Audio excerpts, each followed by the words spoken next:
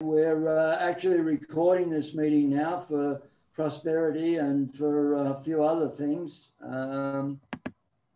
So let's get on.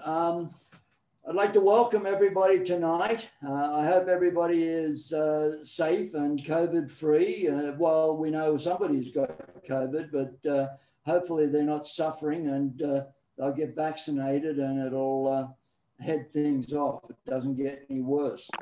And welcome to our visitors. And I believe tonight we do have quite a few visitors. I had some emails during the week requesting links to tonight's general meeting, and welcome to all of those visitors. It would be nice. We do need new membership. We're always looking for new blood in the chapter. So if you are a visitor and not a member, then we'd appreciate it if you would become a member. We've got a lot of things to get through tonight, and before I go any further, I'd like to introduce Sally and Laura Holly to move on to the next part of tonight's general meeting. It's very important. March is the month when we elect our officers for the executive committee of the chapter. And Laura as parliamentarian and Sally, who has headed up membership for a long time, I'll hand over to them and they can proceed with this part of tonight's meeting. Good evening, everyone. I want to welcome you also, and I am so pleased we have so many guests this evening. This is our annual meeting, and so we will be electing officers this evening, and so only our members will be involved in the election, please. Our current slate of officers has completed their first year with exceptional success. We have had the opportunity to continue with monthly meetings when many chapters had a hard time doing that. And we've had speakers both near and far. We've had speakers from Australia, Singapore, San Diego, just all over the world. We now are also able to access PayPal to pay for our dues and have an online application. So if you need to update your membership, renew your membership, or if you would like to become a new member, and if you're a member of another chapter and would like to become a member of just Orange County chapter, you're welcome to do so through our online membership.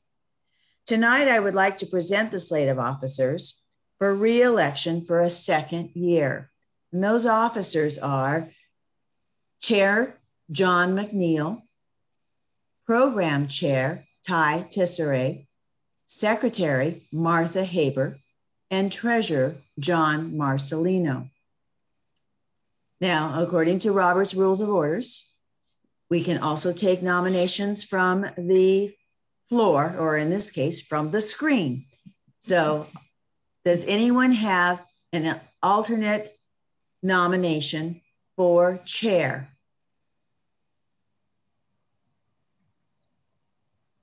Hearing and seeing none, we will have nominations closed for chair. Are there any nominations for program chair? Seeing and hearing none, nominations are closed for program chair. Are there any nominations for secretary?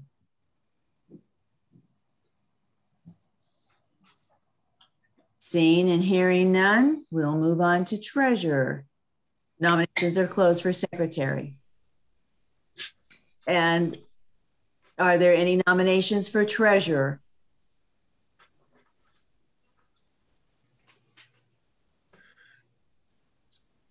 Seeing and hearing none, nominations are closed, and we will move on to vote for the slate.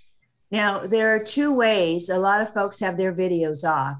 So there are two ways that you can vote. You can either raise your hand this way, or you can just go to the chat and say aye if you are for the nominee. You can also raise your hand under reactions if you know how to do that. Thanks, Charlie. So all in favor of the slate of officers for their second term, and that again is Chair John McNeil, Program Chair Ty Tissere, Secretary Martha Haber, and Treasurer John Marcelino. All in favor? Aye, raise your hand, show it on the screen, or put it into the chat.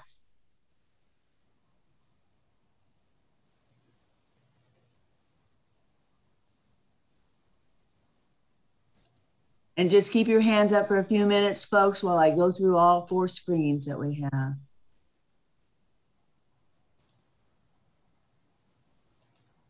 John, I think you could vote. Oh, can I? Oh, you bet. Okay.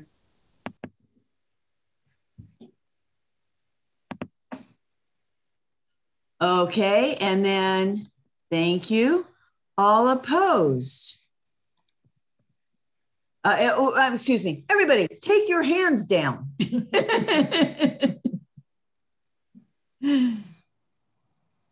Super. Okay, any opposed? Please raise your hands or write in the chat.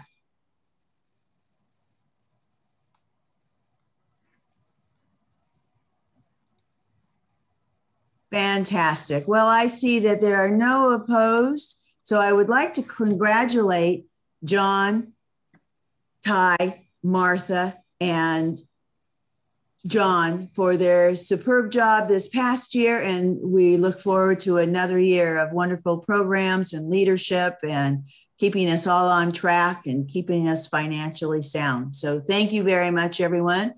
And at this time, I'll turn it, and at this time, I'll back to John. Thanks, Laura. I appreciate that. On behalf of the Executive Committee, I'd like to say thank you to everybody for your continued support. Thanks for the words of praise.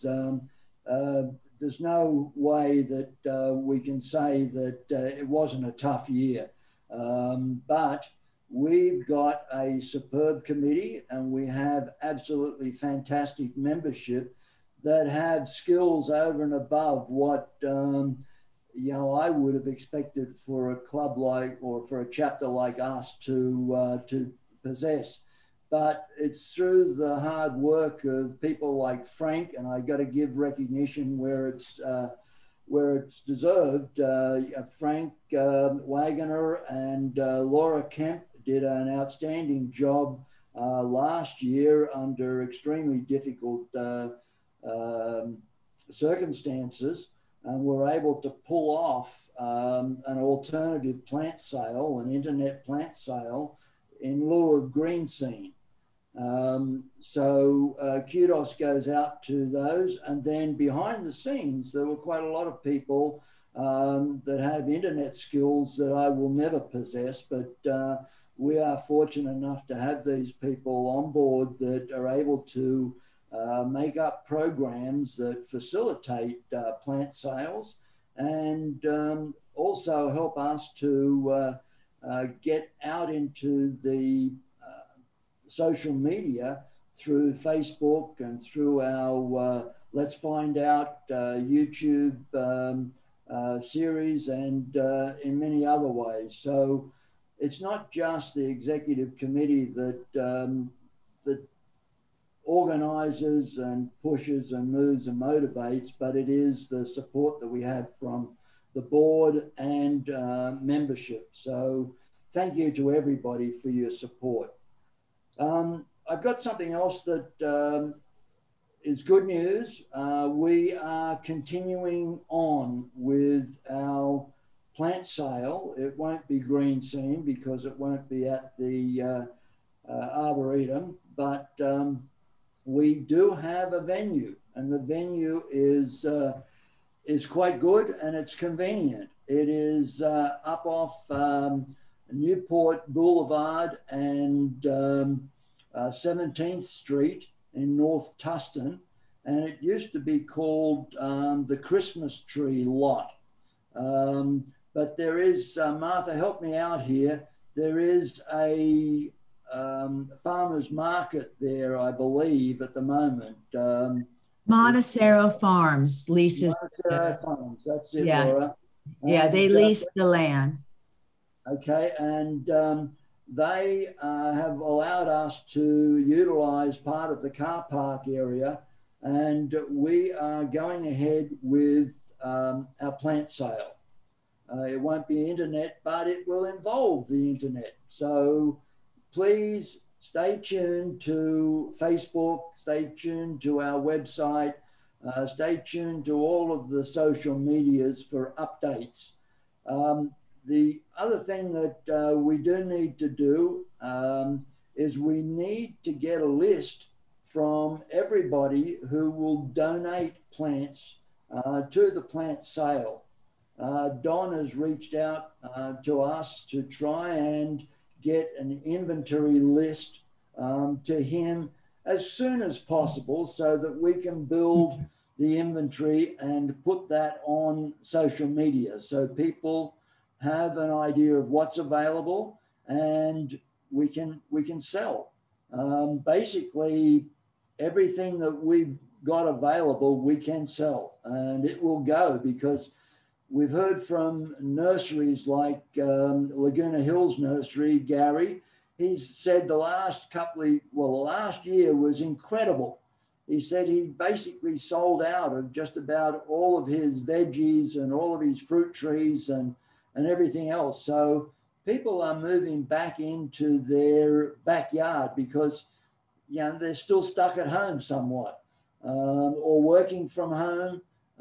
There's not too many people that are actually commuting to work these days, but, you know, more people are interested in gardening and being self-sufficient or practicing sustainability. I'm not sure what it is, but at least we know that if we provide the plants, people will buy them. And what else have I got here? We need to sign up for volunteers. So we need two things. We need a list of inventory, who's going to donate what, and get that to Don. It'll be posted in the email, I think, that's coming out, Laura, today or tomorrow? Today, an email went out asking for volunteers.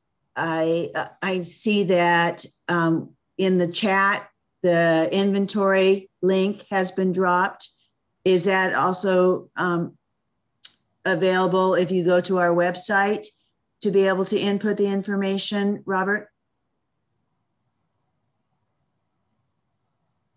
Or Frank, whoever's doing OC Fruit tonight, OC CRFG? Yes, it's Robert. The website has the information about the plant sale and volunteer information. You can contact Greenscene at ocfruit.com if you'd like to volunteer. And the email went out today. Yeah, the email went out today also, and you can volunteer that way also. Okay, that's great. So, and, John, excuse me. The dates of the sale are April 24th and 25th. That's right. And volunteers we need from Wednesday, Thursday, and Friday, because we've got to pick up plants from the drop-off locations, and they'll be housed in a truck overnight. Then we take those to the site, and they get laid out, and then they get put into position, and then they get costed or priced. So there's quite a bit of work to do, but I know that you know, membership will step up to the plate and we will be successful. The other thing that's important too is for everybody at tonight's meeting, if they could reach out and take the wording that is being emailed out about the function and cut and paste that to their friends or to whatever they subscribe to on social media, and let the word go out. You know, we have next door neighborhood watches that are a good news media for local events. In Foothill Ranch, we have a neighborhood watch that I post onto. And I'm sure in a lot of other cities, you have the similar sort of thing. So please feel free to advertise the hell out of this, because that's what we need. We don't want anything left over, because it's a pain in the rear end to try and house them or look after them for another 12 months. So, so please just help out as best you can. As I said, watch out for an email and keep your eyes peeled. Okay, so that's basically my my list of things to do for tonight. I'll hand over to Martha. Martha, do you have anything that you need to contribute tonight? There's one more thing you need to do, John. You need to conduct the vote to approve the expenditure, the initial expenditure for the sale, and then we'll have probably another one for them to approve next month. But this month we have the $650 expenditure that we have to approve. Okay, thanks very much for that, Martha. Yeah, in order to facilitate the plant sale, we need pop-up type structures, and that plus tables and chairs is going to cost us about $650. The board has already approved that money, but we need to put it to the general membership to approve. So, Laura, you, do we have a seconder for the motion to approve the expenditure to $650 for chairs and Martha had seconded it. Martha had seconded it. So the board has approved the expenditure, and so now it's up to the membership. So again, if membership only will please vote on expending $650. And again, you can raise your hand. You can do the hand in the chat window, or hand from reactions, or you can write in the chat window, aye. Uh-oh.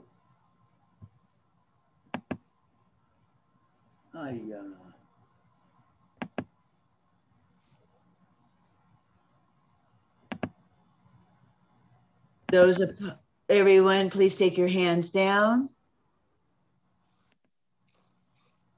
And those opposed?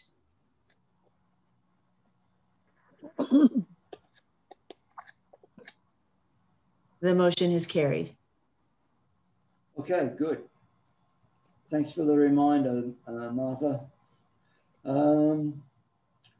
Okay, John, do you have anything that you want to add from the secretary?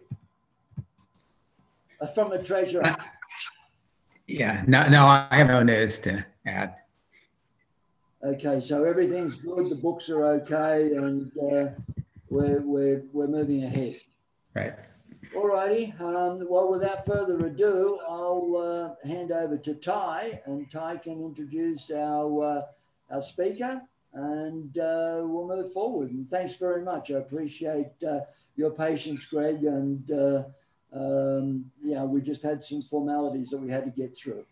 Yeah. All right. Welcome, everyone. Thank you for coming. It sounds like we've got some feedback, so I'm going to just go ahead and mute across. So we are here tonight for a special meeting on avocados. Seems like it's drawing quite the crowd. We've got more than 90 people joining us. So welcome. And one thing I want to mention before we talk about the programming is, let me share my screen. So we are having a first, which is going to be a photo contest. So let's see if I can pull this up. All right, can everyone see that? Yep. Okay. All right, so we've got a first for the chapter, that we're going to have a photo contest, which is a segue into our April speaker, which is Eric Dirtschi of Creo Brew Chocolate. And he's got an amazing chocolate product where you brew like a hot chocolate tea, and he'll be diving in a lot more next month, all about chocolate. He's also a fig lover, so we can explore a bit of both territories. So in this contest, you can submit your best fruit photo with a description, so that we've got some content and context to go along with it. You can go ahead and send that to my email address, which is Tesser, TEISSERE @gmail.com. And winners will be selected by the board and featured in our April newsletter, giving some additional visual content to the newsletter. And if you win, you'll be getting a sample pack mailed direct to your house of some Creo Brew chocolate sample pack. So those submissions are going to be due by next Friday, March 26th at 7 p.m. And any questions, you can go ahead and email me. Do your best to select your best photo. If you've got two, we'll accept two and give you double the chances. So yeah, looking forward to seeing those submissions. So that's next month. We'll have the chocolate meeting. And this month, we've got Mr. Greg Alder coming from all the way down in San Diego County. Welcome, Greg. Thanks. Yeah. I'm excited to have Greg. He's out in Ramona in San Diego County, and he started gardening seriously about 20 years ago when he lived in a rural part of Africa. Since 2012, he's been a UC Master Gardener volunteer, and he writes about growing food with a specialty in avocados, and you can find him on the internet with his yardposts.com, theyardposts.com. So tonight, Mr. Alder, you can take it away on the avocado Q&A. All right, cool. Thank you so much for having me. And I want to, but I won't take the time to like say hi to everybody because there's so many familiar faces and everything. But I'll just start sharing my screen here. I'm actually, one thing I forgot, Greg, if you don't mind. Yeah.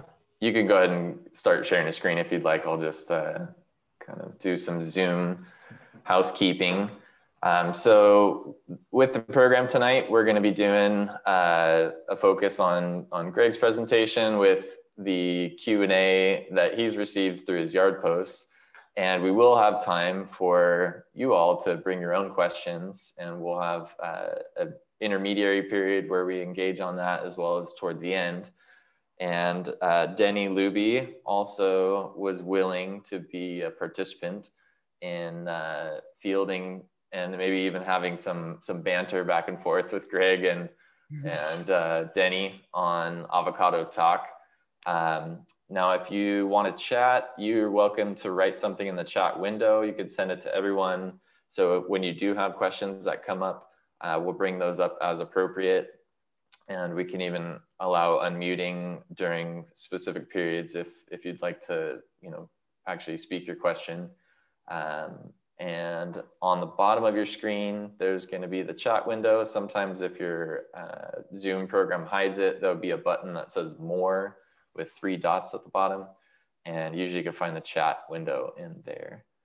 And this meeting is being recorded. And Greg, you've agreed that we can post this to our YouTube channel. Is that correct? Sure. Sweet. And I believe that is it. Thanks, Greg. All right, let me see if I can share this.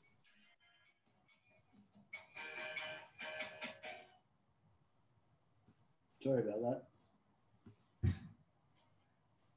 I'm going to mute myself now. All right, am I sharing? Do you see it? Yep, we see it. And one other Zoom note, if folks want to be able to shrink or expand the view as far as the number of speakers or the number of thumbnails of different people in the meeting, there's usually various buttons at the top of where you will see currently Greg or any of the other guests, and you can shrink that down on those options. You just have to hover your mouse over it, and there's some ability to shrink that. You can also drag and drop to move that window around if you want to move it across your screen to a different location. And that's it. All right, thanks, Ty.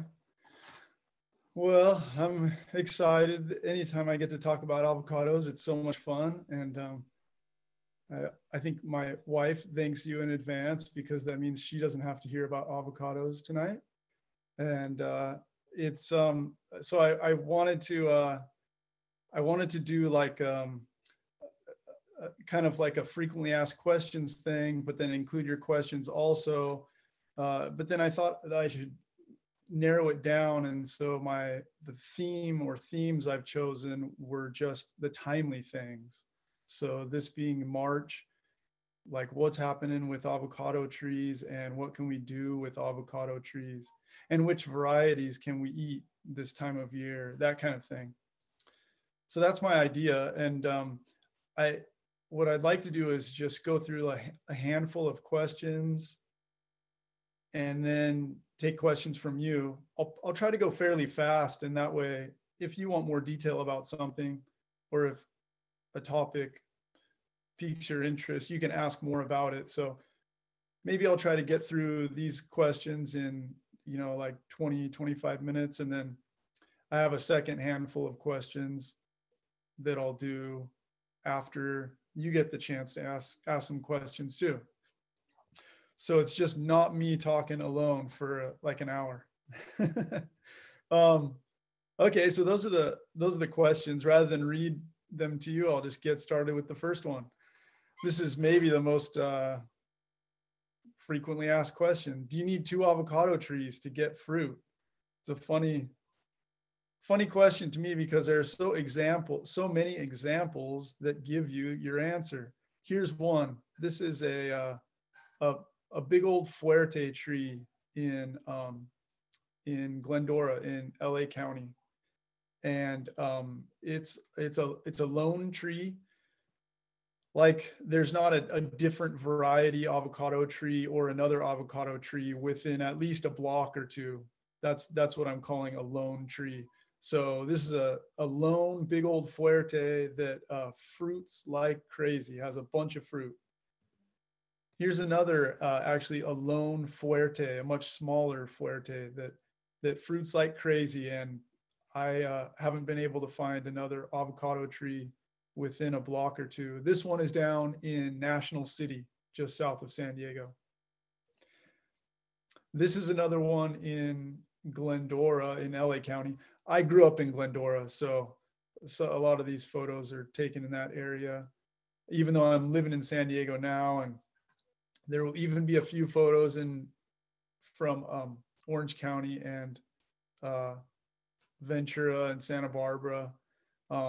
I should tell you too that I took every photo in this little presentation. So if you have a question about any of the trees or the photos, I should be able to answer. So this is a lone tree. It's actually a seedling, and it produces just fine. Here's another lone tree. This is down in the Golden Hill area of San Diego. It's it produces quite a few fruit. This is a big old fuerte near Balboa Park, near the Marston House. It produces lots of fruit.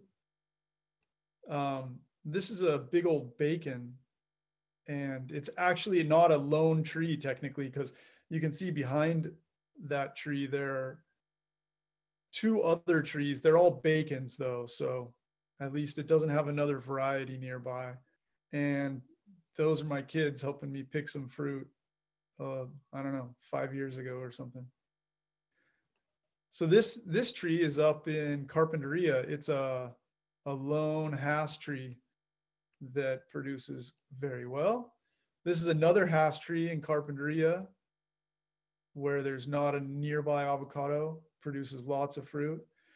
This is a whole grove of pure Hass in Santa Paula in Ventura County. Produces very well. The grove owner said he's just got Hass. He brings in bees during bloom and that's it. And I've seen the fruit set on his trees. Lots of fruit. And this is a little baby Hass in the Carpinteria Community Garden. I'll actually talk about this tree a little bit more later. But that goes to say, or that goes to show, I tried to show, right? Rather than just tell you, you can just put one avocado tree in your yard and get fruit. But do you get more fruit if you have two trees?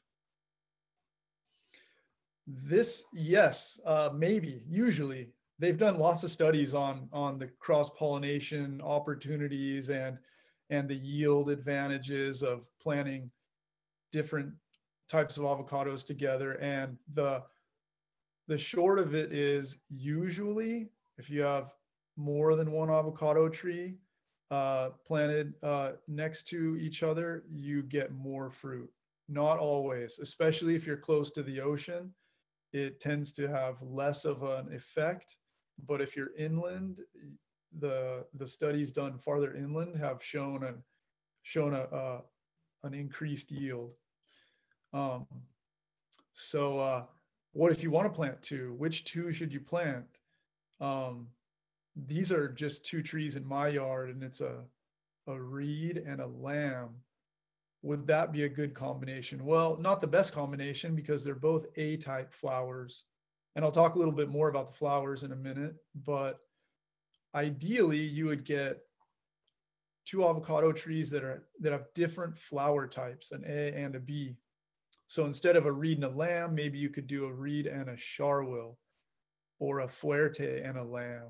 Then you'd have the A-B combination. And I'll talk about why that's better a little bit later. And how close do you want the trees? Do they have to just be like in the same yard generally, or is it okay if your neighbor has one?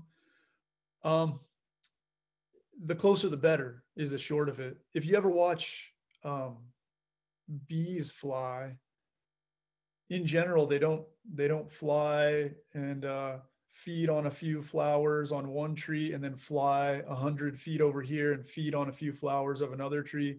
Especially on avocados, what they like to do is they start working a single avocado tree, and then when they're finished, they go back to the hive to do whatever they've been doing, whether it be collecting pollen or feeding on the nectar.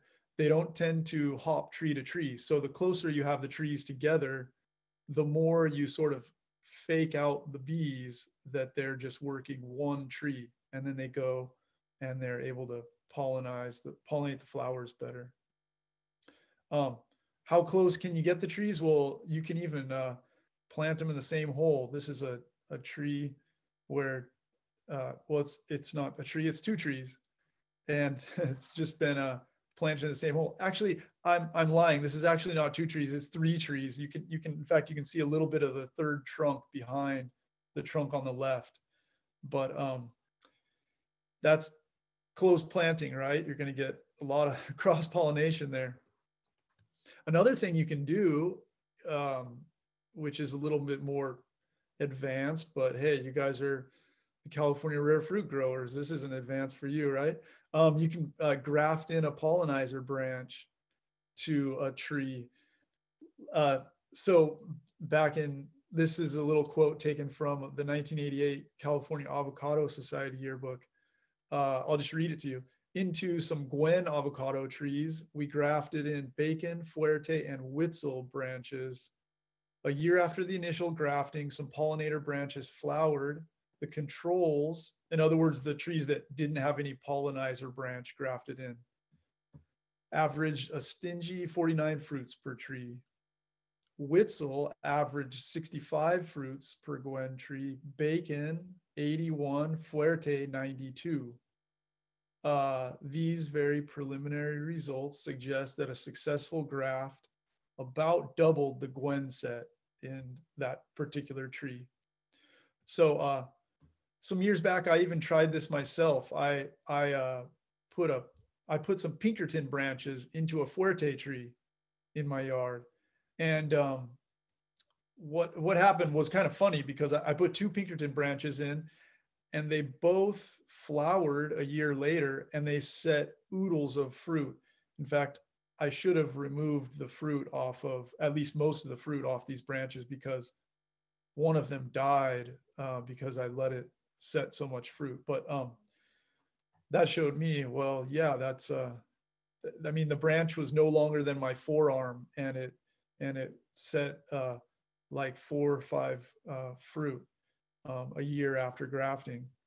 And here's another pollinizer branch grafted into a tree at a friend's place nearby me.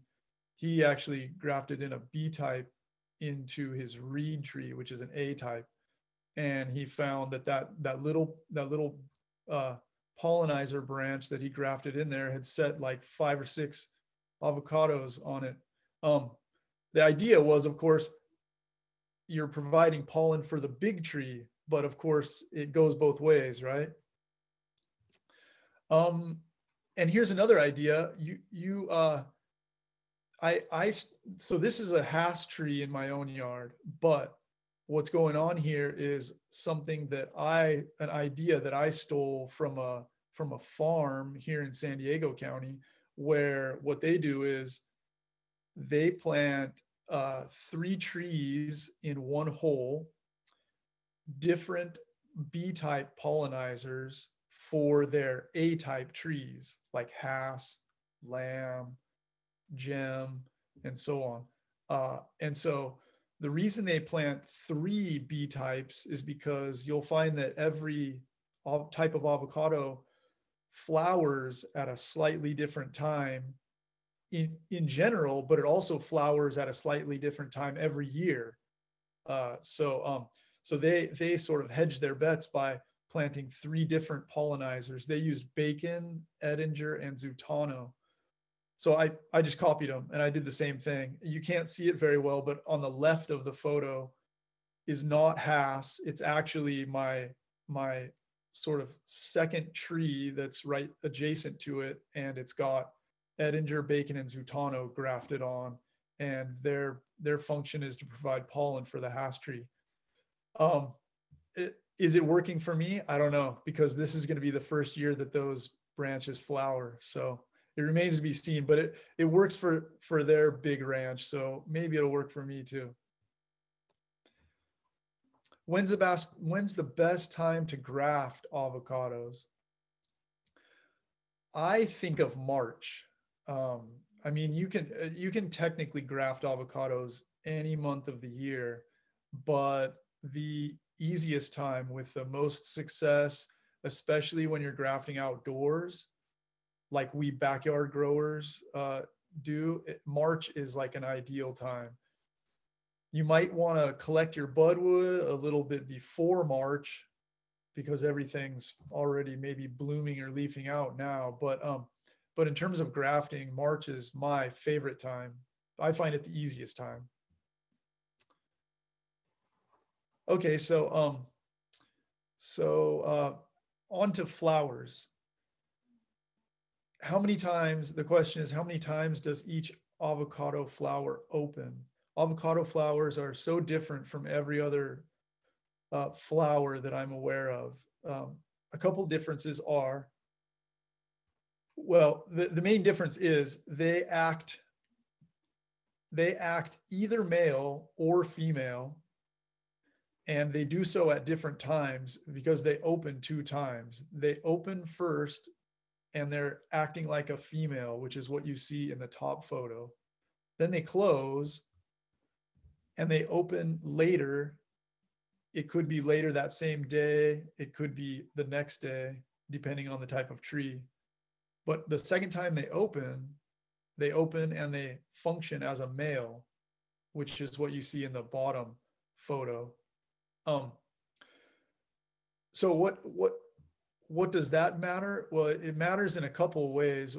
One way in which it matters is even though they have both reproductive organs, they don't and can't in general pollinate themselves. They have to have an insect take the pollen off of a male flower and then visit a female flower to pollinate the stigma. And so pollination in avocados is unique, and it's a challenge. I'll put it that way.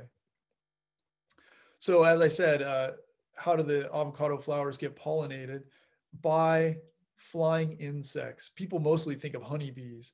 And so here's a honeybee on an avocado flower.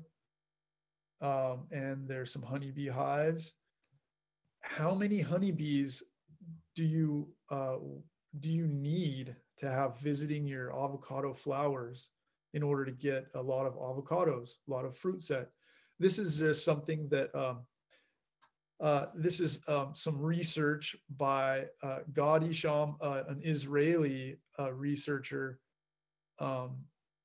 presented by Reuben Hofschi. He's a farmer here in San Diego County, but he gives a sort of a guideline that basically, if you're not seeing something like more than 50 bees on a medium-sized tree, it says during full female bloom, so that that might be at like 11 a.m. on a Hass tree. If you're not seeing that, then basically you need more bees in order to get the maximum fruit set, pollination and fruit set on those trees. That's a lot of bees. I mean, if you have that many bees on a tree, you're going to hear the buzzing. You're not going to need to look for the trees. You're going to hear the bees working, right? But it's not only honeybees that can pollinate avocado flowers. Of course, think about where avocados come from. Mexico on through Central America into South America, and honeybees are European, right? So who was pollinating the avocados before the European honeybees were brought over? They have lots of native bees down in that area, and we have lots of native bees around here. These are just native bees that I took pictures of in my own yard, and I've sort of gotten into trying to increase the bee population in my yard so I get more avocados and more of every fruit. But flies can also do some pollination. This is a syrphid fly or a hoverfly in that photo. And there's an interesting sort of project going on up in Ventura County where they're growing a bunch of flowers to increase the pollinator population within an avocado grove. And they're looking to see ultimately whether or not it has it gives increased fruit set on the trees. And then there are also additional advantages, like syrphid flies, for example. They eat some insect pests on your trees, so there's some biocontrol advantages too. So that's an ongoing study up in Ventura County.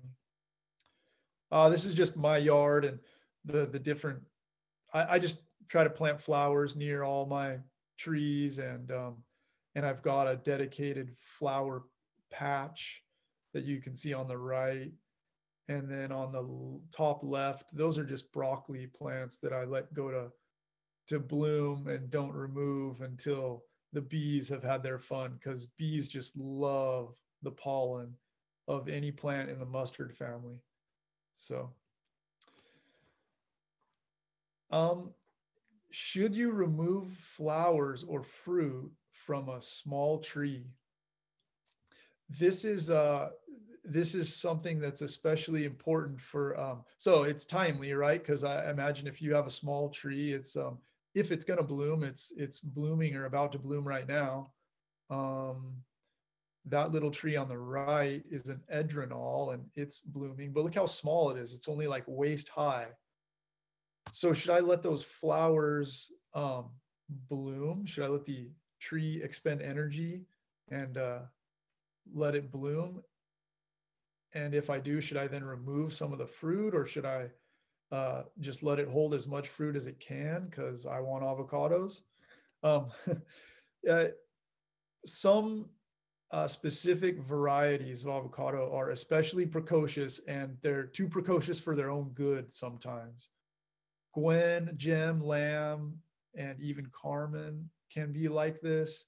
And to a slightly lesser degree, Reed, Pinkerton, and even Hass can be like this in that they bloom while they're still very young and really too young to hold fruit, more than one or two anyway, that's for sure. This picture is a little gem tree that is about to bloom. You can see the floral buds at the ends of those branches, and the leaves are sort of flagging down, which is what often happens when an avocado tree flowers. Anyway, so here's that little Hass avocado tree in Carpinteria. It was in the Carpinteria community garden, and I visit Carpinteria at least once every summer, and so I visit this same tree every the last couple of years. So I took that picture on the left in the summer of 2019, and I noticed that it had some fruit on it. It had quite a bit of fruit. The tree was only maybe shoulder height or so, and they just let it carry that little crop. And so the next summer, last summer, I took the photo on the right, and you may not be able to see it, but the tree only grew about 6 inches in 1 year because it was spending all its energy on that handful of avocados. You know, that's a choice. You can let your avocado tree do that, but what I prefer myself is to let the tree get a little bigger before I let it hold more than 1 or 2 pieces of fruit. So as a rule of thumb, I like to let the tree get about as tall as me. I'm not that tall, but still, the 5'8" range or something is about as tall as I want the tree before I want it to really hold a crop. So that's a Hass tree on the left. That's a Charwil tree in the middle. That's a Lamb tree on the right. They're all about as tall as me, and they can go ahead and bloom and hold a crop, their first crop this year if they want to. Which makes me think about how long until you get fruit from an avocado tree after you plant it. That's not such an easy question to answer because it depends on a lot of things. It depends on the variety you're planting, and it depends on the size of the tree that you plant. So for example, that little Charwil there on the left is, coming from a 1 gallon can, like really the smallest tree you'll ever buy. Kind of the kind of thing that I've bought from trees that Julie grafted at the green scene, actually. And then that tree in the middle is a Hass that is a 5 gallon size tree. And then on the right is a 15 gallon sized Gwen tree. So for me, what I think of is 3 to 4 years before you're going to be eating avocados off your tree from a 5 gallon tree.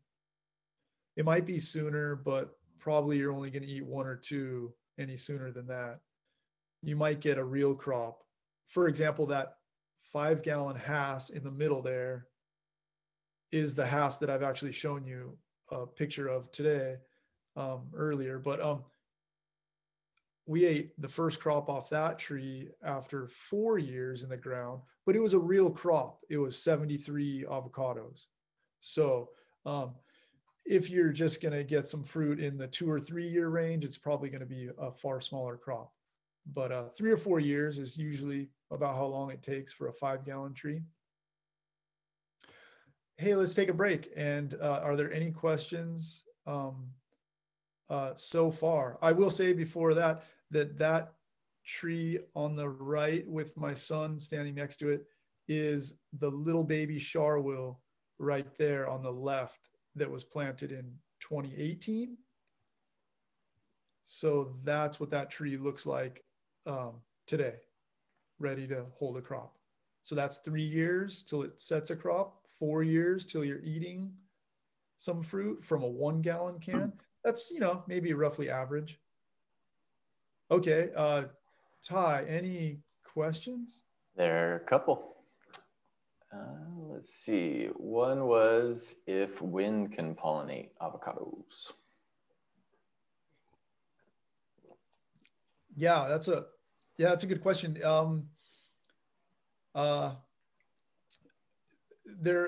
There's one study I'm familiar with, done by a guy from Florida that concluded that wind can pollinate avocados. But when they tried such studies here in Southern California, they found that no, it doesn't happen. Yeah, if you're interested in the studies they've done here on it, I can give you some links. But in short, the people who've researched it here in Southern California conditions say no, there's no wind pollen. Basically, the reason is avocado pollen is heavy and sticky, and it doesn't float in the wind like you would need. And you had mentioned also that the regular bees or the honeybees, as well as other native pollinators, will do the pollination. Is that correct? Yeah, that's right. Like actually the second phase of that project up in Ventura is going to be to see like how effective those other bees and flies are at pollinating. But they've done studies down in Mexico, for example, of the native pollinators down there, like the stingless bees and stuff that they have down there. So yeah, they know, for sure that those native bees do pollinate avocados. And incidentally, the native bees that are found in Mexico to pollinate avocados are smaller than the European honeybee, and they're about the size as many of our native bees. That of course our native bees are big and tiny. They're a lot of different sizes, but we have many native bees that are about the same size as the native bees found in Mexico to pollinate avocados down there. Right on. Charlie has his hand up. That gets you free pass to the front of the line. You want to speak real quick, Charlie? Yeah, your slide that showed the number of bees per tree, it showed if there are 0 bees, I think a hive is not recommended. Why is that? Oh, I'm going to run back to that slide so I can. Yeah, may not be helpful. Oh, I think, yeah, good question. I'm trying to think about the parameters of the specific situation. Like it might have been, I'm just guessing, I don't remember. It might have been that like during the bloom, if you just go add a hive right then during the bloom, it's going to be a waste of time. It's sort of like too little, too late. But I don't recall very well what the specific circumstance was with that. Yeah, sorry. I should have reread that study right before today, but I don't recall. Yeah, sorry. But thank you, because that does seem counterintuitive. Yeah, exactly. Because you'd think if there were 0 bees per tree, you'd need it more than ever, right? Yeah, right. I totally understand. Yeah. Thank you. All right, I'll get a couple more questions and then we can hop back into it. And we've got a small panel of avocado lovers, including you, Greg, and some other chapter members, and Denny. And if Julie would be available, we'd love to have her as well. We could do a little panel of questions at the end too. So one other one, how long should you let a grafted scion grow until you let it bear fruit if the tree is about 6 to 7 feet? So the scion length before you let it bear. Yeah, it depends a little bit. It depends on some things, but I'll just give you some examples in the last couple of years in my own yard. Like those Pinkerton grafts, I let them fruit after 1 year. And like I said, one of them actually died back completely because it couldn't handle the fruit. So I would, if it gets a good deal of growth, you know, at least like an arm's length, I think you're safe letting it carry a couple pieces of fruit, but I wouldn't let it carry 6 or more, you know? So less is more on that front, just to be, I said less is more just to be cautious. Yeah, because in general, what you're gonna, you're just trading things off. You're gonna trade off any growth on that new graft the following year because you're sending all your energy into that fruit. So on the other hand, if you remove all the fruit, you're going to get a lot more, you're going to see a lot more growth on it. So it's kind of just like, what do you want? If you're, you know, I mean, the reality is often when you throw a graft onto a tree, you're throwing a graft of, like, if it's not a pollinizer branch, you're throwing a graft of some new variety that you want to try out. And so in that case, you want to try out that fruit as soon as possible. So I think you're safe letting it hold 1 or 2 pieces of fruit so you can try the fruit as early as possible. But I wouldn't let it hold more than a couple, because I think you risk dieback like I had on mine. Right. To tie this back to a presentation we had last year, early on in our pandemic edition of the OC CRFG, we had Robert Couric, and he was talking about shaping trees relative to pruning, and apical dominance being the thing that directs growth. If you've got branches that are upward facing and have apical dominance, you'll continue with that upward growth. But as things start to lean based on weight, which would be fruit, typically will weigh down a branch and start to shift its apical dominance, you'll start to divert and redirect that growth to other things that are upward facing. So it's kind of that trade-off, like you said, of focusing on the fruit now or fruit in the future. Yeah. Yeah, it's actually the same with a young tree too. Like, do I want to let it hold fruit? Well, if you really want to try that variety, go ahead, let it hold 1 or 2, but don't let it hold 8 or 10, because it might actually kill the tree. Totally. Okay, well, we do have quite a few more questions, but I think maybe we can get back to the presentation, see if any of those are covered, and what's not covered we can work on after. Sounds fun. All right. So what's the best time of year to plant an avocado tree? I think, well, let me say this.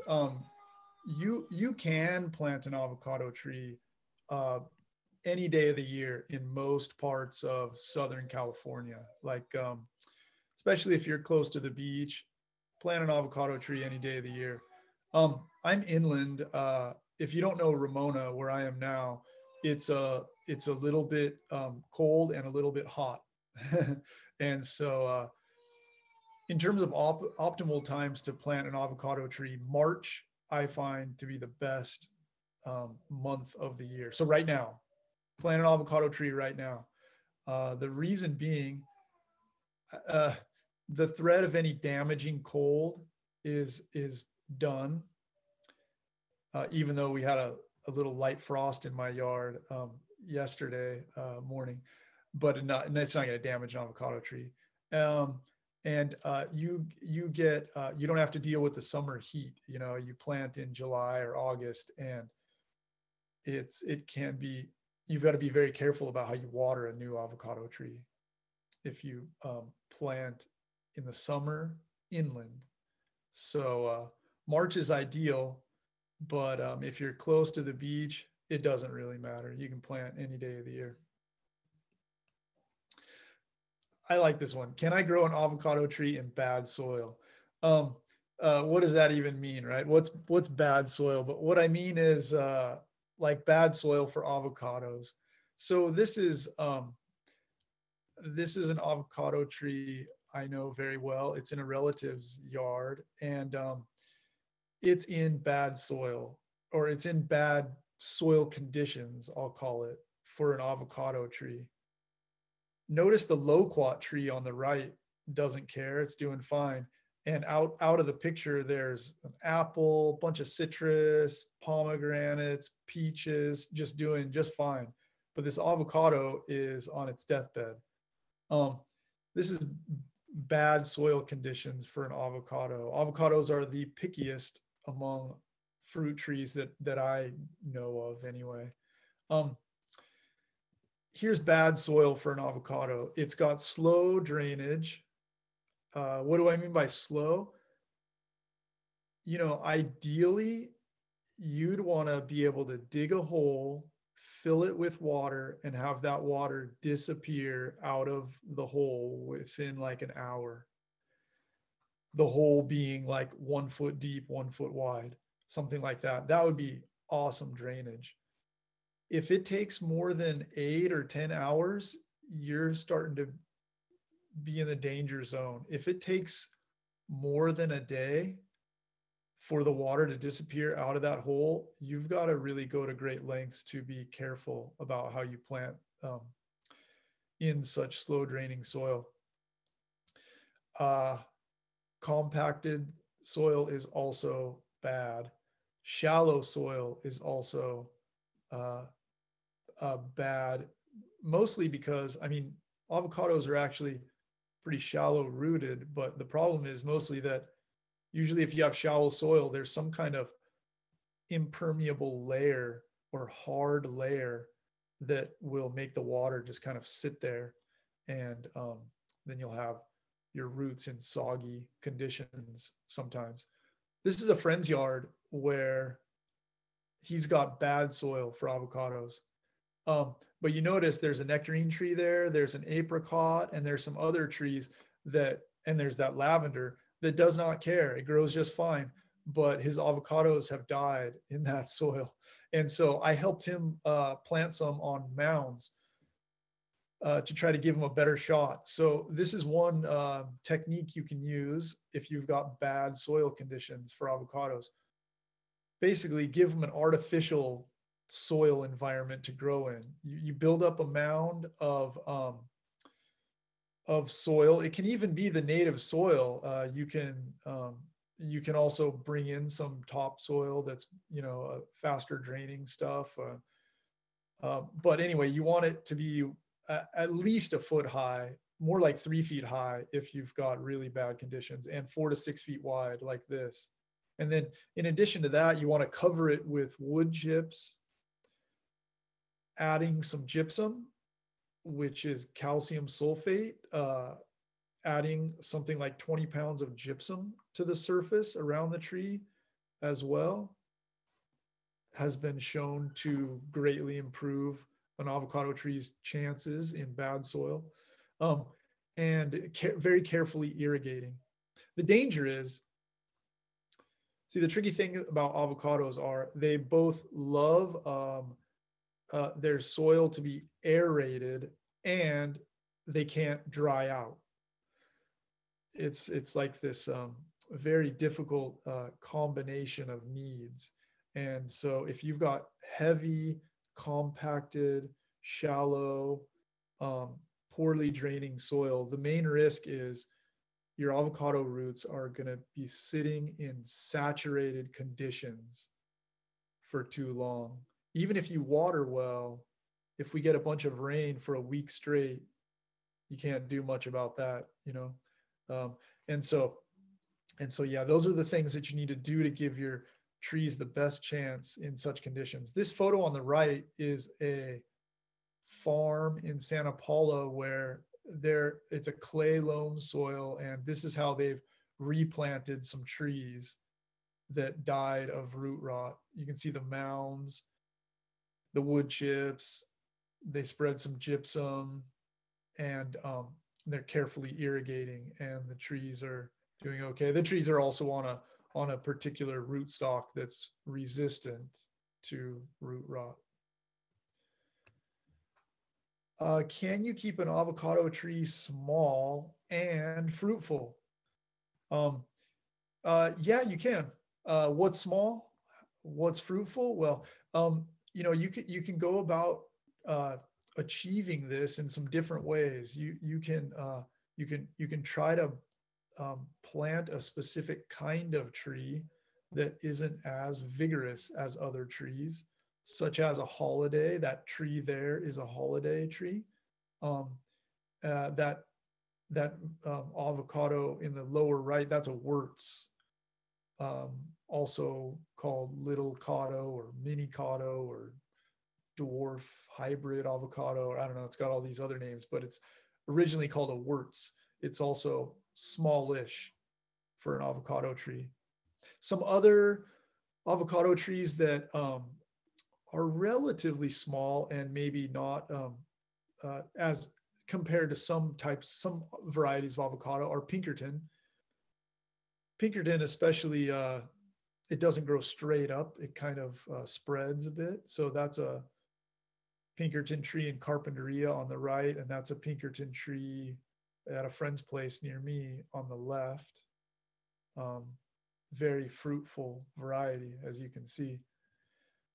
Gwen also isn't the most vigorous of trees, and it's also fairly upright. So depending on your space, you might want a Gwen over a Pinkerton, because Pinkerton's a bit more spreading, whereas Gwen is upright, as you can see there. On the right, that's an old that's an old Gwen on the right. And so even though, yeah, it's true, Gwens don't necessarily grow as fast as, say, Hass, they still grow up to be 25, 30 foot tall trees when you give them 20, 30 years and you don't prune them. But as you can see on the left, they set a lot of fruit.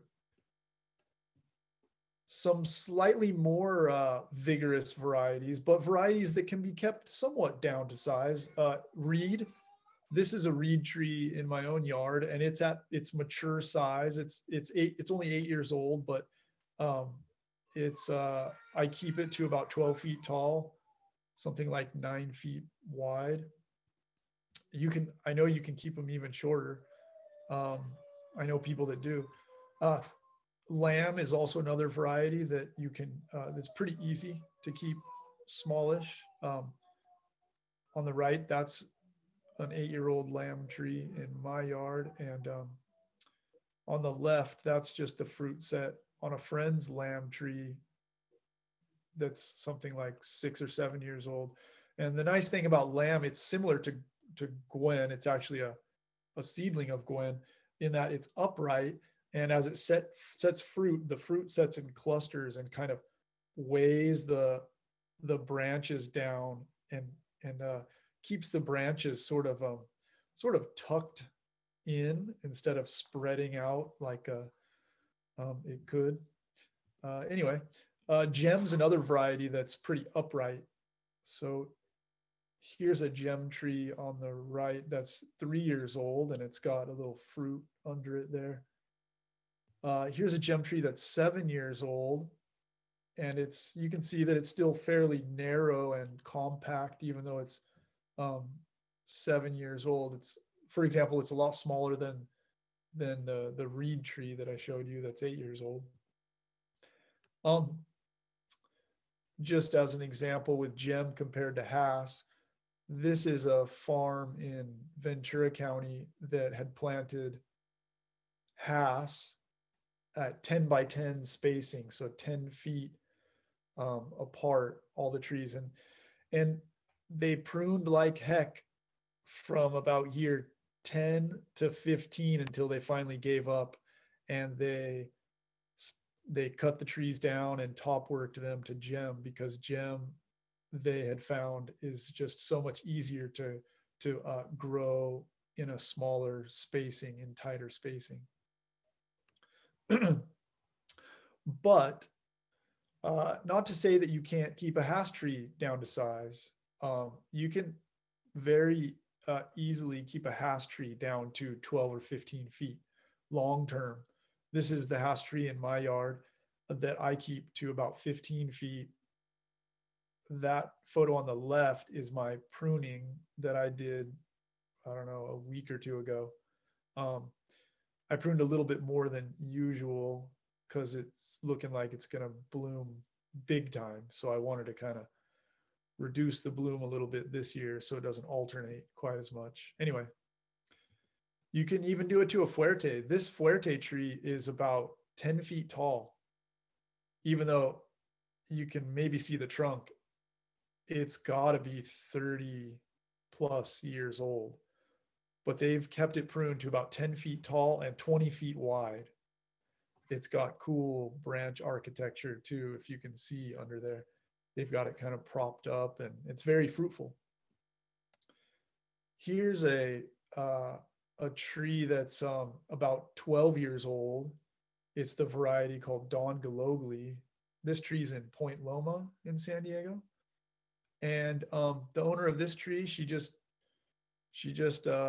prunes it real hard once a year, still gets plenty of fruit.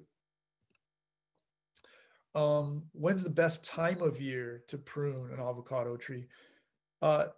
Generally, winter, especially late winter. Why is winter or late winter the best time? It's mostly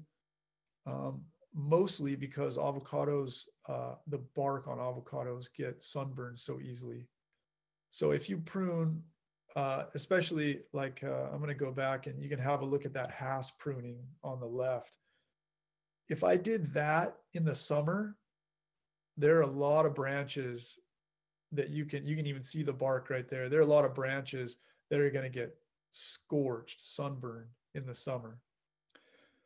But if I prune it right now, like I did, what's is in the month, there's going to be so much new growth that covers over all that newly exposed wood. And I probably won't even have to paint it, to sunscreen it at all, because that new growth that happens here in the springtime will cover it by the summer's heat. So it's so winter, especially late winter, like right now, is a very convenient time to do any significant pruning, like serious pruning on an avocado tree. You can do light pruning anytime, but all right. I hope you don't have this problem, but I do, and I know some other people do. Why the brown leaves on avocados? It's so ugly, and what's it all about? That's actually my Hass tree right there. It's people call it leaf burn or tip burn, and it's technically caused by, or primarily caused by, an accumulation of chloride in the leaf tips, which kills the leaf back. So that's just a dead tissue there. And the chloride comes from the water, the irrigation water, and or the soil, and it's drawn up into the tree by the roots, and it accumulates in the tips of the leaves, at the tips of branches. And so that's what the trees generally end up looking like at the end of the irrigation season, so to speak, like September, October, November, and it kind of gets worse until about now, when the trees start to grow new leaves again and they shed those burned leaves. What can you do about it? You can do a few things. If one thing is, you can just water more.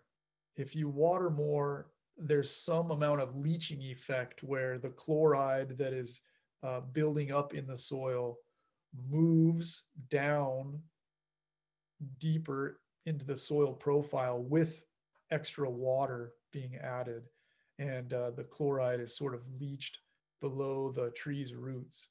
And so you can basically water more to combat it to a degree. But the truth is, there's more going on to brown leaves on avocados than just chloride and just irrigation. Just some examples. So this, I'll take that picture on the right first. You see that tree doesn't look so good. It's got some brown leaves, but then the tree on the right looks perfect. It's got no brown leaves at all. One thing that affects this is different avocado varieties are more or less susceptible to chloride and leaf burn. Also, different rootstocks are more or less sensitive to it. So that's one factor. And then the photo on the left, those are some trees in my yard that are planted near a very large live oak tree that you can see just poking in on the top right side of the photo. And what happens is every avocado tree that I plant anywhere near that oak tree, the oak tree invades the irrigation water that I give to those little avocado trees, and they just suffer. They have such a hard time growing. So the farther I plant from that oak tree, the better my avocado trees do. If you've got a yard with like a big established tree of any kind, and you're having trouble keeping a small avocado tree happy, I would seriously look into the possibility that that large tree's roots are sucking the root zone of your little tree dry. What can you do about it? You can water more. You can water more broadly. You can try to plant a bigger tree. Bigger trees are tougher than smaller trees. You can also do some root pruning, basically just like using a spade and trying to cut for example, cut back the roots of the oak a little bit near the small tree. Someone I know even took out a giant camphor tree in his yard because he wanted avocado trees so bad that he just paid to have this giant camphor tree removed so he could have some new little avocado trees. How much should you water an avocado tree? There's no simple answer, unfortunately, but I did try to make this little chart to help give us a kind of jumping off point. So you can find this on my website and copy it if you want. But in short, what an avocado tree needs about as much water as a similarly sized patch of lawn or a similarly sized vegetable garden. If you want to talk about it in terms of the evapotranspiration rate, if your water is high quality, you can get away with something like 70% ET. If your water's not so great, you need more like 100% ET. That's how much water avocados need. Yeah, they pretty much need more water than any other fruit tree that I know of. At the same time, they're very easily worth it. If you do the math, if you're eating avocados, if you're going to buy them from the store or the farmer's market, or you're going to pay for the water on your own tree, you're still coming out ahead if you grow them in your own yard.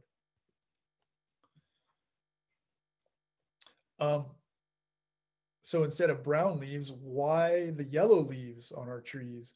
You might start seeing these on your trees right now. Those are just old leaves, and they're dying back. They're called senescent leaves. They're just dying of old age. That's what they look like. They get the yellow veins, and then often the whole leaf yellows before it drops from the tree. And it's just the natural cycle of avocado leaves. It happens this time of year. How about red leaves?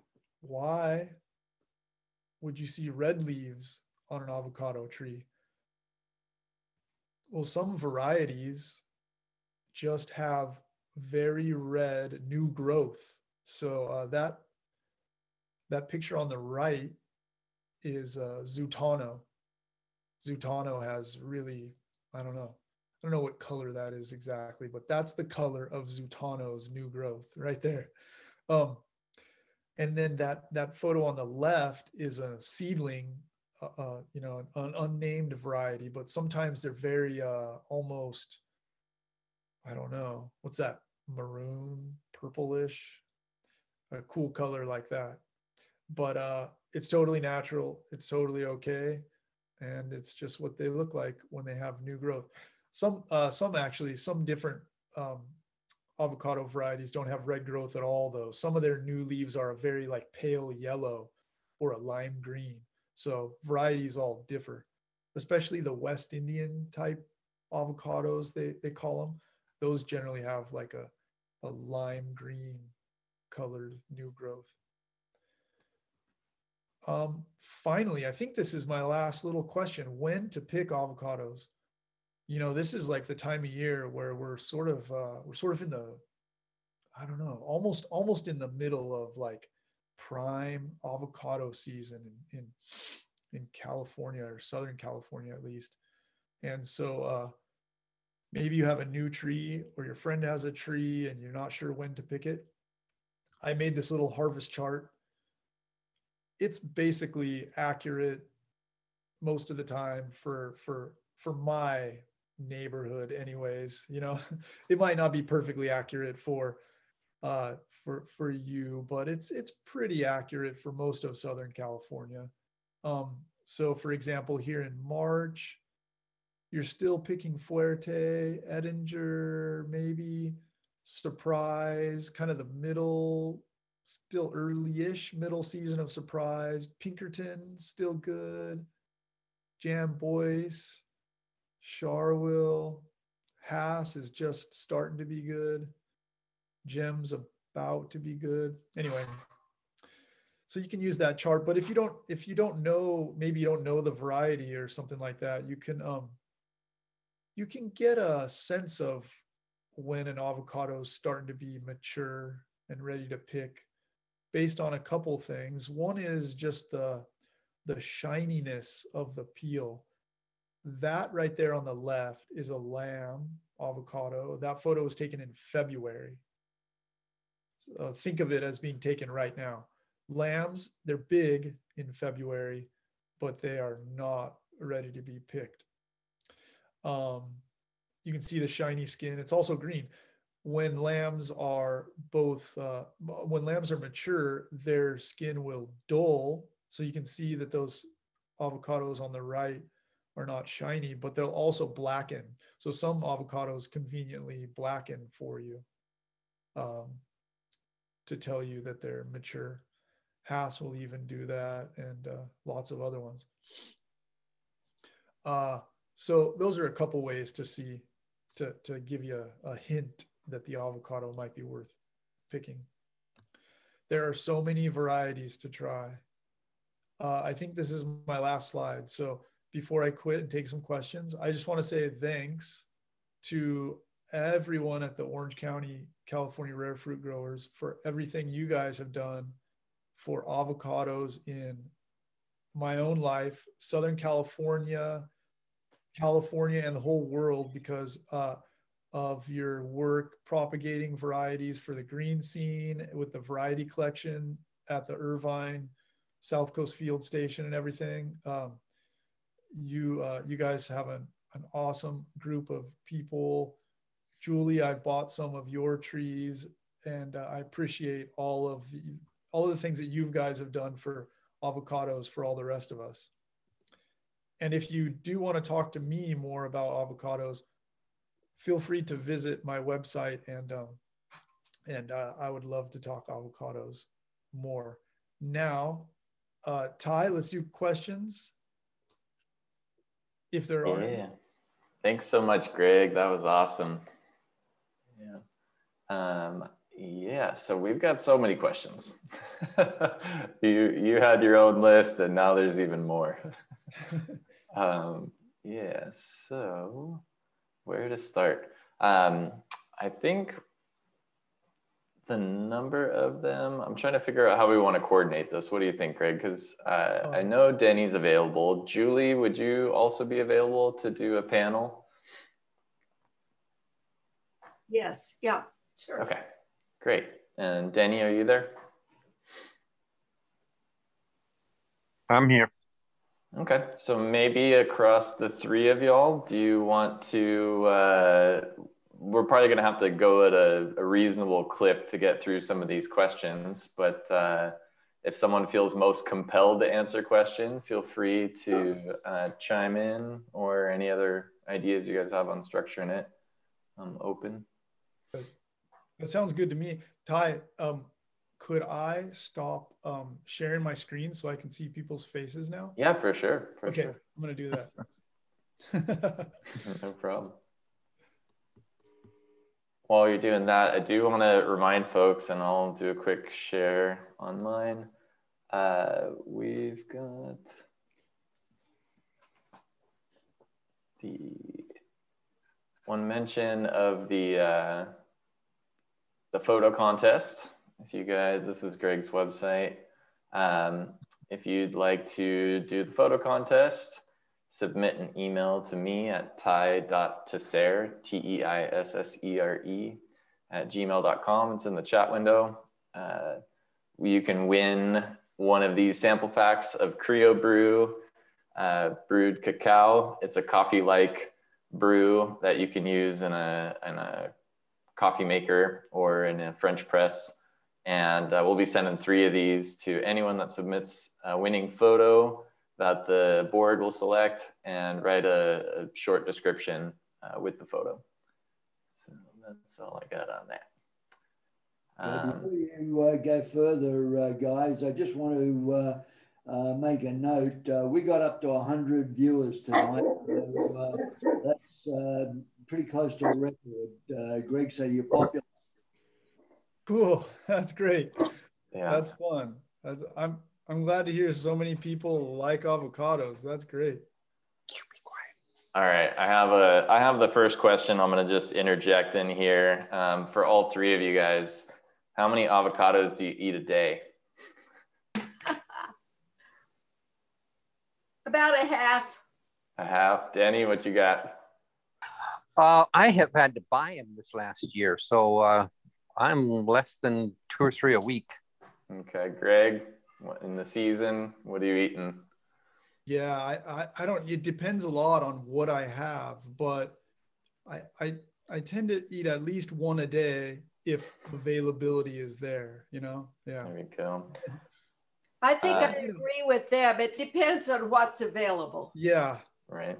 Like if, you know, they're also different, right? You're not going to eat 1 queen a day. You're not going to eat 1 Mexicola a day, kind of thing. That, you know, they're all different sizes and different. Totally. They're not all as good as the other one too. So yeah. And then one other one on that front. What's your favorite avocado for guacamole? Each of you, what you got? Danny, I see a smile. You already know your answer.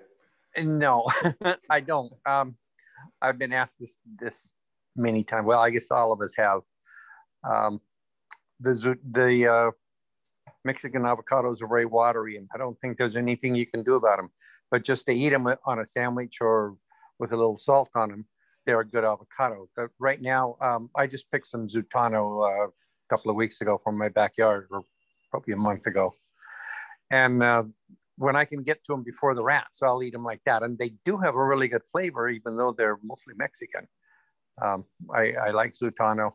Now, I didn't think much of it when I was at the field station and trying all the different varieties, but that's what's my favorite. Anything except Mexican, I guess. Julie, what's your...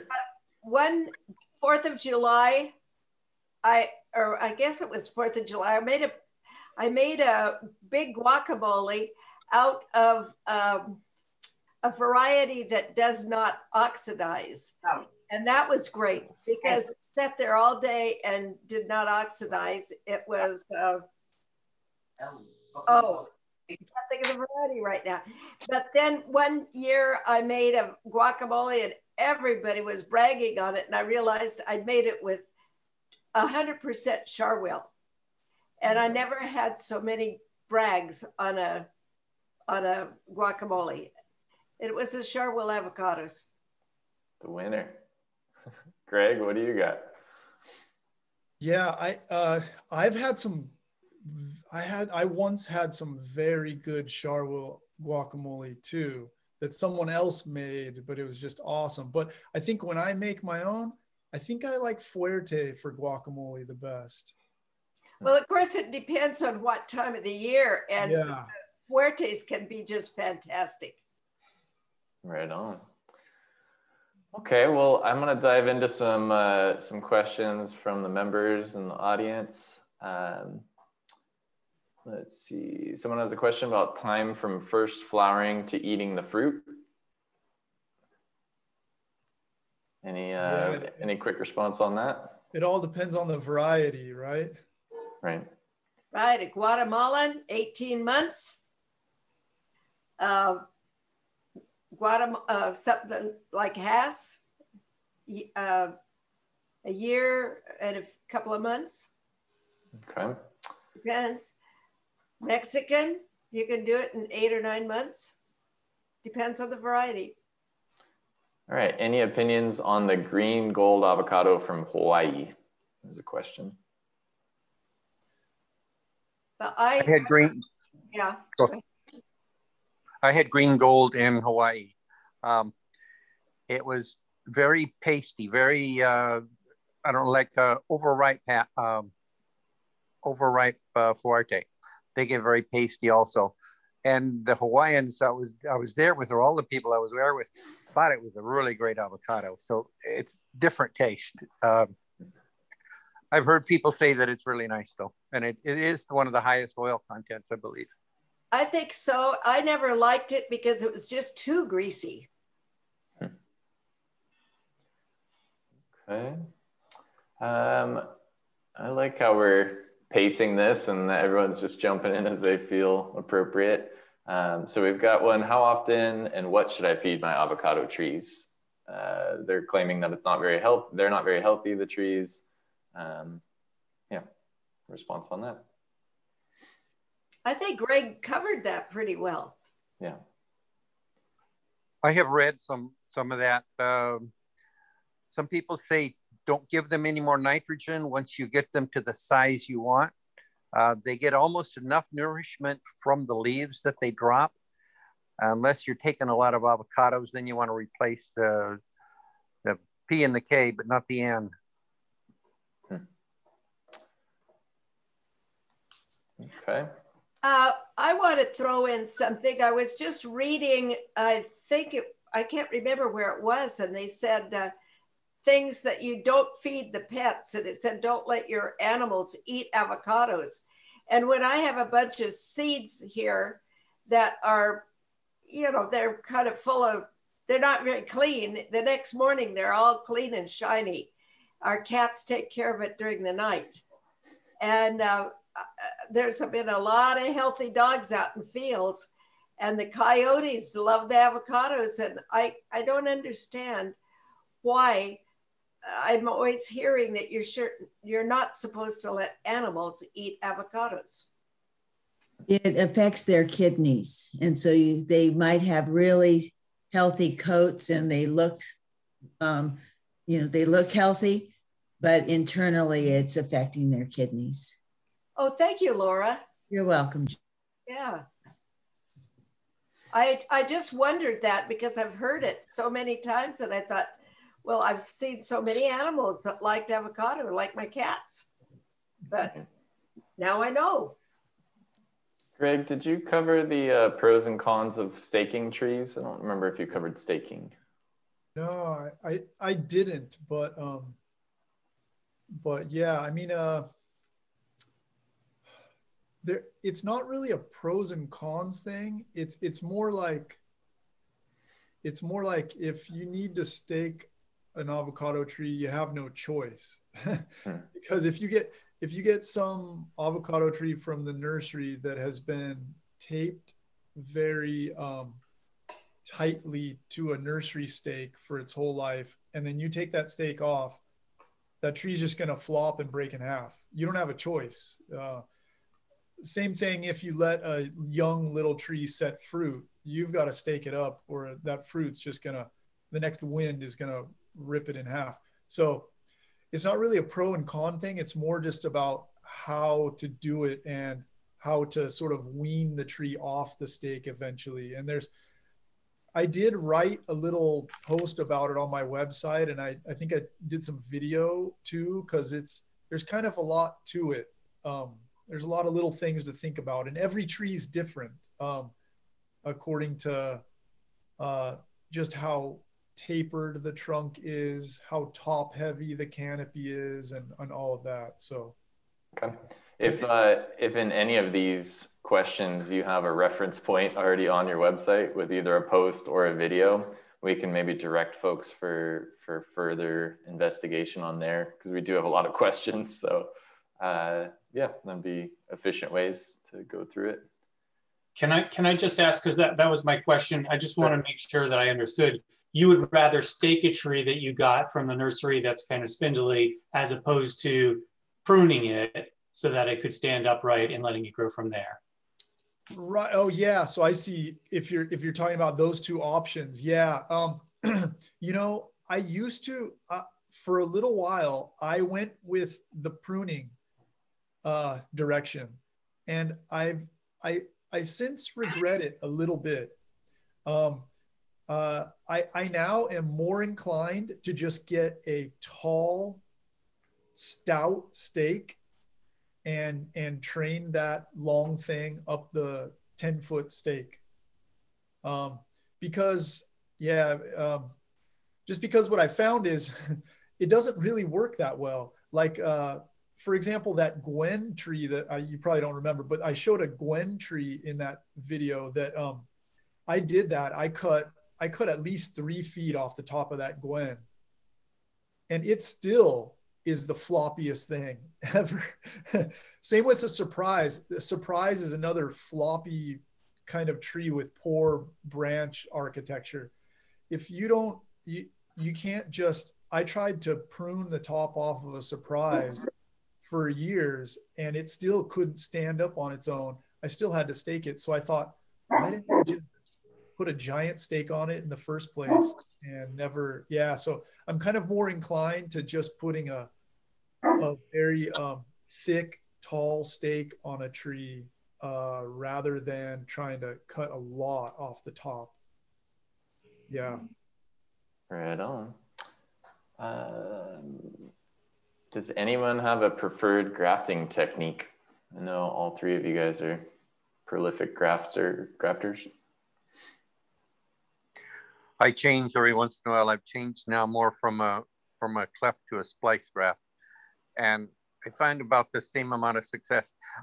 With avocados especially, you need the new growth. If you have an avocado that's just been sitting there for a long time and you graft onto it frequently, it's still just sit there until the scion dies. But if you got a tree that's growing, you see the little red leaves, that's the time to graft. And I've run out there in January, February, and March this year, and I have different stages of graft all along, but I grab the tree that's got the reddest leaves or the newest leaves. Good technique. And Denny, you're talking about the stalk, not the scion being red, pushing new leaves, right? Right, the rootstock. Right. Right, but that's growing. Yeah.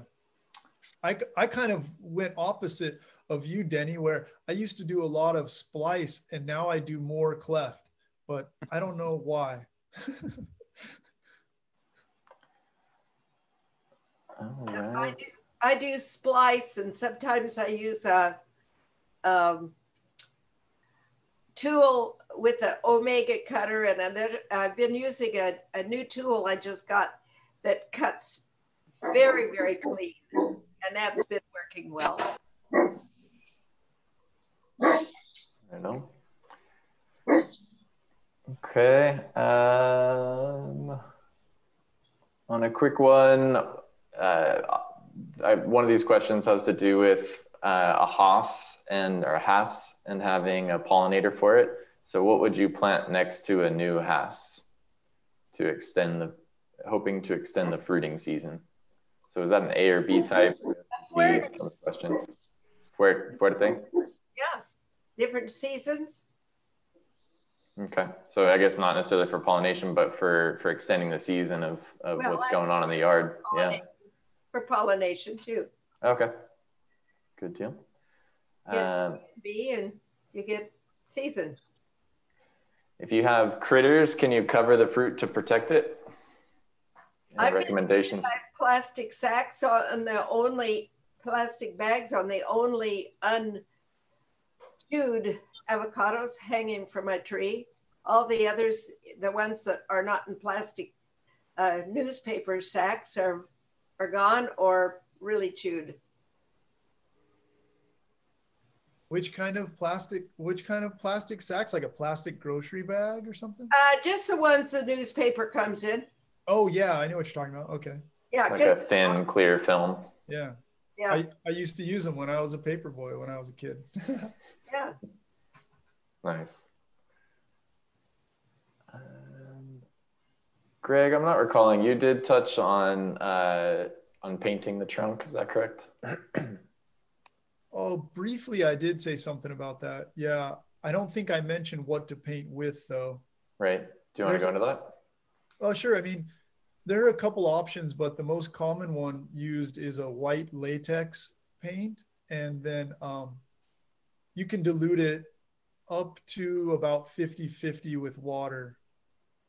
You just don't want to dilute it more than that because it then isn't very effective because because you want it to be opaque enough to reflect that sunlight and keep the heat off the bark. But yeah, that's what most people use. That's what I use mostly too. Have you experimented with Surround or the kaolin clays? Yeah, actually I have, and they seem to work okay, especially on young trees where you don't really sort of need to, you don't need it to be that thick or that permanent, but and it seems to work okay on young trees, but I don't think I would, I'm only guessing, I haven't tried this, but I'm guessing it wouldn't work so well if you were like cutting a large tree way back. I think white latex would probably work better, but I'm just guessing on that. Feel free to chime in, either you guys, if you have other opinions, or we could just keep moving on. No, I think he covered that pretty good. Okay.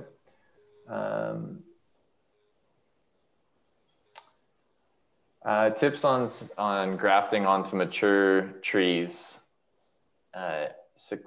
Tips for success on that? Try a major branch. You can't graft them like you do avocado and stone fruit.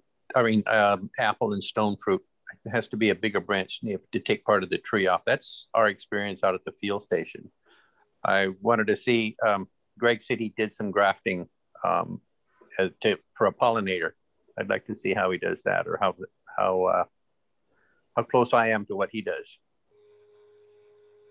Greg, what's your thoughts? Actually, Denny, I've been thinking about making a little video of all of the misplacements of grafts I've done in avocado trees throughout my yard, because I think I've made every kind of mistake you can make. You know, for example, just sticking a scion toward the end of a branch of a large tree. It's like almost surely either that scion is eventually going to get sort of swallowed in the rest of the canopy, or that branch, obviously it was small if you stuck a little scion onto it. So sometimes that whole branch will just abscise the next year. And, you know, there's just like, I've made all those little mistakes. So yeah, it depends what you want to do. Like if you just want to hang a variety to keep that scion wood for grafting onto something else next year, then you can pretty much just stick it anywhere. But if you want to actually change the canopy of the tree and make that new variety a large portion of the canopy of that tree, you have to cut back at least a major branch, if not the entire canopy, so that that new scion gets sunlight So the root system's energy is directed into that new scion and all of that. So yeah, it really depends what you want to do, but. And like Denny mentioned, what was your placement for the pollinator branches? Did you have an area you focused on? Yeah, what I did with that particular situation, first of all, it wasn't a very big tree, and I was able to place it on the south and southwest side of the tree, and I sort of cut back the surrounding branches pretty well, and so it worked out. Yeah. Nice. But yeah, but you know. But still, those little branches are still getting swallowed. They will get swallowed up if I don't continue to like prune back the other branches around them. There's maintenance afterwards, basically. Right on. Usually most grafts do have some type of maintenance or management to keep them from, various things. Is there a limit to the number of grafts on a tree? Question. Yeah, good question. I don't know. I think how much you can manage.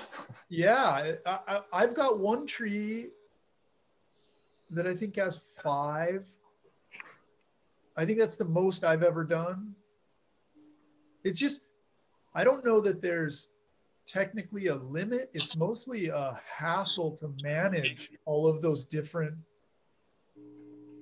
like segments of the canopy. But I don't know if there's a limit. Yeah. We had one person had over 20 grafts. I had 10 grafts on a stone fruit, but you lose them. You lose track of them after a while. Yeah, that's the problem. And, the problem I see. And you can introduce diseases and bad things if you're adding more things.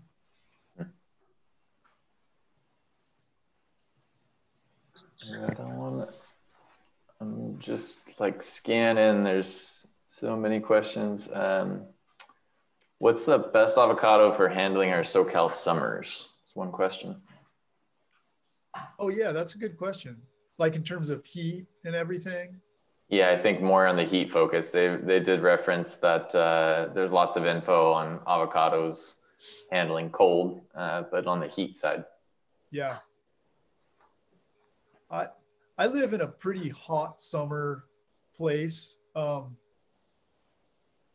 so the couple of characteristics of a tree that I've noticed are really useful in those 15 to 120-ish degree waves are that the tree grows leaves over the fruit to protect the fruit from sunburn, and that the tree's canopy in general is kind of like a dense, compact, rather than open and rangy canopy. Those really help. And so some varieties that are like that are often good like that are Lamb and Gem.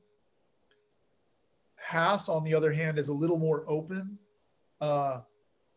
Reed is pretty dense, so Reed does okay too, like that.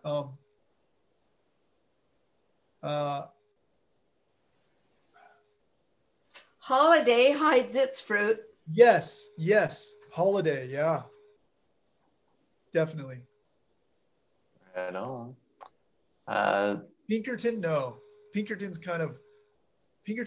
open and hangy, and what I found with Pinkerton is it will hold on to its fruit through anything, but the branches, the fruit, everything gets sunburned too. So it's like, it's good and not so good. So it really seems like shading the fruit, shading the trunk with that dense canopy shades the key operative. So would one be able to also grow some type of overstory on an avocado? Like I know I've worked with ice cream bean, Inga edulis, fast growing, puts a dappled shade. It's not really dense, or it could be pruned to not be really dense. would that assist in a hot summer area, like eastern parts of the state? Yeah, that's an interesting question. You know, there's a bit of give and take. Well, let me just, I haven't noticed that the trees in my yard that get some afternoon shade do better than the trees that are in all day sun in those extreme heat waves. So even though you'd think that it would do that, I haven't noticed that that's actually what happens in my own yard.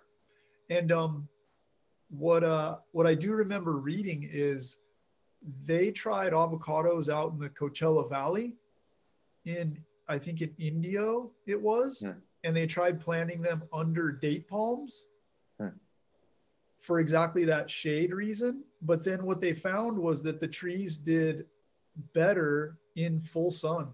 They were more fruitful and they handled the heat basically just as well in full sun.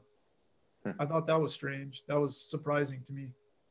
I guess I've never been to a date grove, but I wouldn't, you know, intuitively wouldn't think that'd be very dense of a canopy, but I guess they could have dense planting along with the spread of that canopy. You know what it might be too, though? It might be the root competition as well that affects it when you interplant like that. I don't know, just a guess. Okay. Because avocados are so wimpy in terms of root competition. Yeah, I've killed a couple messing with the roots. Okay. Question on a beautiful charwool tree that has never flowered, let alone fruiting. It's grafted, 7 years old. Should I graft over it or add something to the soil or just be more patient? I had experience like that with the person I worked with. I forgot what fruit it was. It was an avocado that was planted in his yard. And he took care of his grass really well, but he never got any fruit or flowers off of his avocado. And we figured it was probably too much nitrogen. From the lawn, or given to the lawn, and the tree just focused on that vegetative growth, not the flowering. Right. Also, the lawn is competing with the same nutrients because their roots are about at the same level, 3 to 6 inches right into the soil. Okay. Sorry, Greg, did you have something? Go for it. Did the person say it hasn't flowered either, or just hasn't set fruit? No, hadn't flowered. That's what mine has never flowered. It could be that since it's a bee flower type and he's at the beach, that the cool nights keep it from flowering. Right. This person's going to be in Santa Monica. So, yeah. Okay. Other question. And Julie, I think it was your front yard. I saw some very low pruned avocados. Like you've had some active height control. Is that correct? Well, I have a reed, and reeds can be very tall, and mine is not tall at all. Because, well, and I have a Stewart too. I cut budwood off the top for grafting. So you're always pruning it. Yeah. But I have a Hass in the backyard that is very tall. Someone's asking if you can pinch back to control height. So pinching back, I'm guessing that's just the buds on the new growth. Take off budwood. I don't pinch. Right. Any other comments on that? Well, I think that's a good technique to use to an extent, especially I know some people that use it on the spring flush.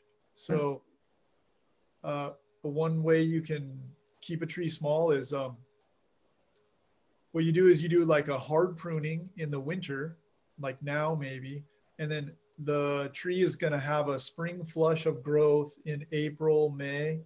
Sometime around June, you can, even by hand, if that growth is still fleshy, you can pinch off some of that spring flush by hand or just with little clippers.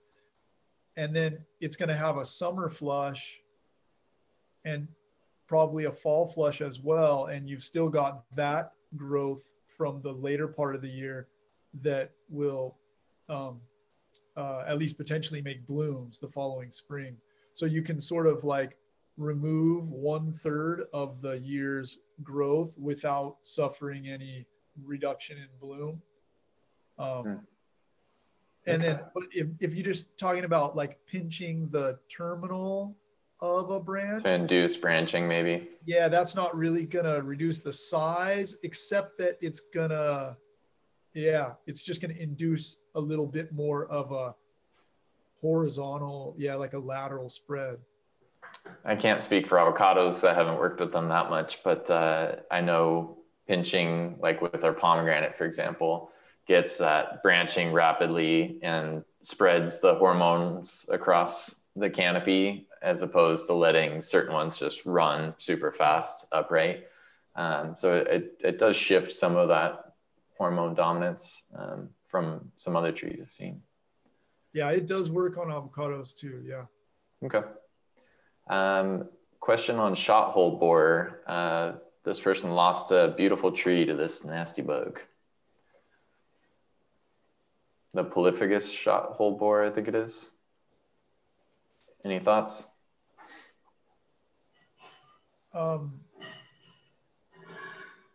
Nobody wants to touch it. It's diseased. No, I mean, I wonder if the question is like, should a new tree be planted, or what to do with, right. Do you guys find this an issue across your own trees? I haven't had a problem with it so far. Me neither. Nor have I, but we did see it out at the field station. Some of what I've understood on some of the pest pressures is the trees and plants that are drought stressed or have other stresses going on may be more attractive based on their heat signature, that certain insects will have more of like an infrared vision as opposed to like our standard vision. So they can see higher heat signature trees that may be more stressed, and will prefer that for various reasons. So can be a thing of grabbing some of those weaker ones that may have lower irrigation or low organic matter or any other factors. We saw it more at the field station when they started using recycled water with a higher salt content. So that was stressing the trees. In fact, we lost some trees just from salt out there. Right. The field was starting to get a little thin. Right, and that's significantly higher salt from what I understand on that reclaimed water. Yeah. They apparently specify it when you get that water distributed to know exactly what the salt content is, but avocados of everything would probably fare the worst with that, in my estimation. Okay. How important is the rootstock? Someone started and then grafted many trees from seed. Will they produce with the unknown rootstock? Should be. Yes. Julie of all people can answer this tenfold. Yeah, I just plant every avocado seed that comes my way and graft them all and see what happens. And donate them to the chapter for Green Scene, and we're grateful for that. Our scholarships and everything. Thank you for all those seeds you plant. Okay. Yeah, just on the rootstock thing, they are all different, right? And seedlings are all somewhat variable, but just as like a statement, can you use a seedling rootstock and get fruit on the scion? Yes, like for sure you can. Yeah. Commercially, is there a rootstock that's propagated and used? A lot of times they use Zutano seeds. They like Zutano seeds, but okay. I've used every kind of avocado seed. Does anyone know much about Persea mite? Some avocado mite? It was a real problem when it first came, but now there are beneficials that keep it down, so nobody worries about it anymore. Okay. problem with that is when the persea mites go away, the beneficials go away, and then the persea mites come back and you'll have them for a year or two. And then the beneficials will come back and clear it out again. I had that problem with my Gwen. They were very susceptible to persea mites, lost all the leaves and burnt all the fruit. And then the beneficials came and it's been doing good. But to treat persea mites, you have to hit both sides of every leaf with an oil, neem oil or green neem oil. And you got to wear long sleeves and stay out of the spray, and it's not worth it. You also kill the beneficials at the same time. The worst part is you kill the beneficials. Right. Good points. And so the persea mite is usually small stippling or dots that you'll find the damage on the leaves. Is that correct? Yeah. No, that on the back of the leaf, you'll see little brown spots, and they usually follow the vein more than anything else. And if you get a jeweler's microscope, you can see there's a little web over the brown spot, and the persea mite lives underneath that web, and it's protected from anything else you'll put on it, other than oil that will penetrate that that net or that web. Okay. Let's see. Why does this person's Hass skin crack while still on the tree?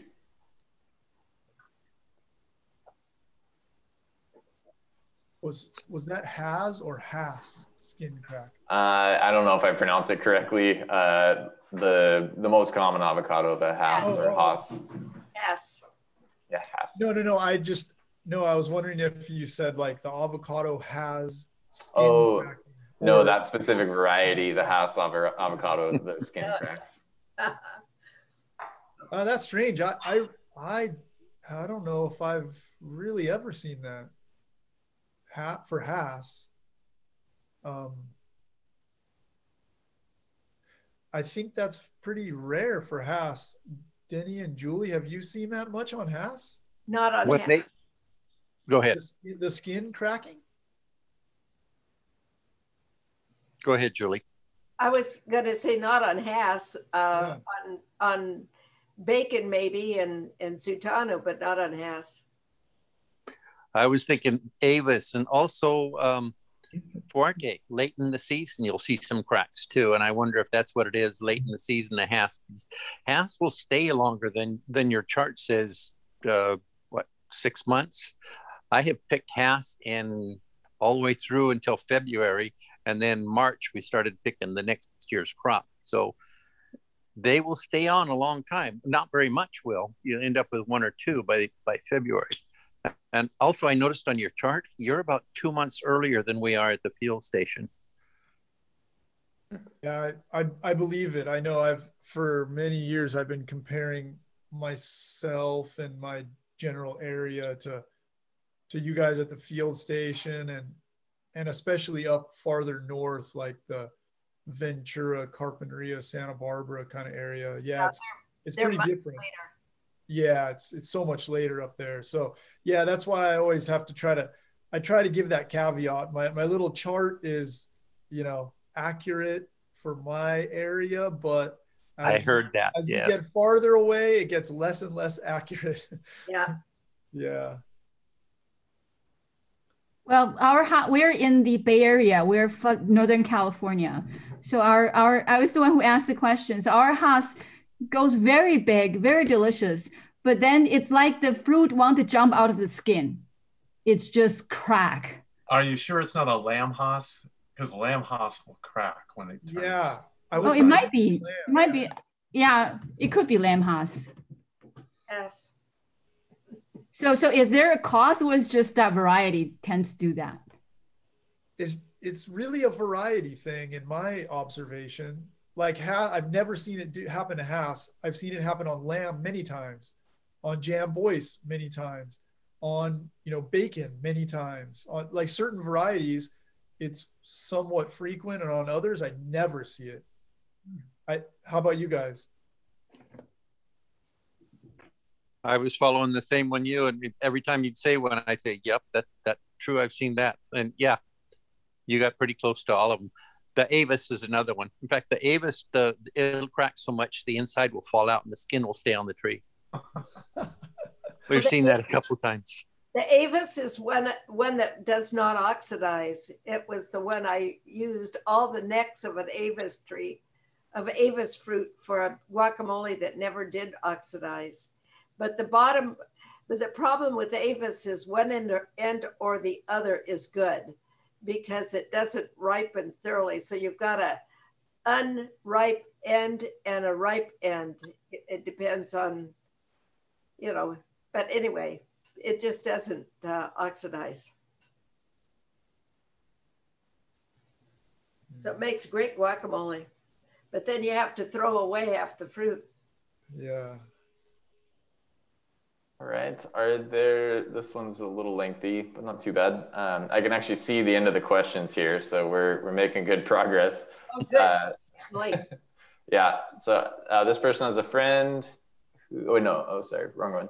Are there known causes of, let's call it, brown rot on avocados?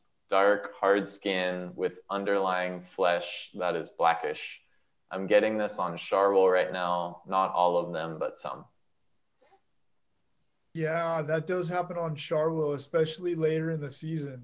It'll happen on Fuerte a little bit too. It gets these little like stones, like darkish, hard pieces of flesh under the skin. I think that's what I've experienced anyway. I think that's what's being described. Yeah, some varieties just do that more than others, I think. Fuerte and Charwool come to mind. Who else? I think lamb does that on occasionally. Maybe not. I don't know. But yeah, anyway, I've definitely seen it on Charwool and Fuerte. Any other thoughts on that, you guys? No, back to you, Ty. Okay. All right, no solutions here. Just observations. I have a friend who has an avocado tree where the fruit starts out green, but then turns very brown. Fruit seems to be okay inside though. What could be causing this?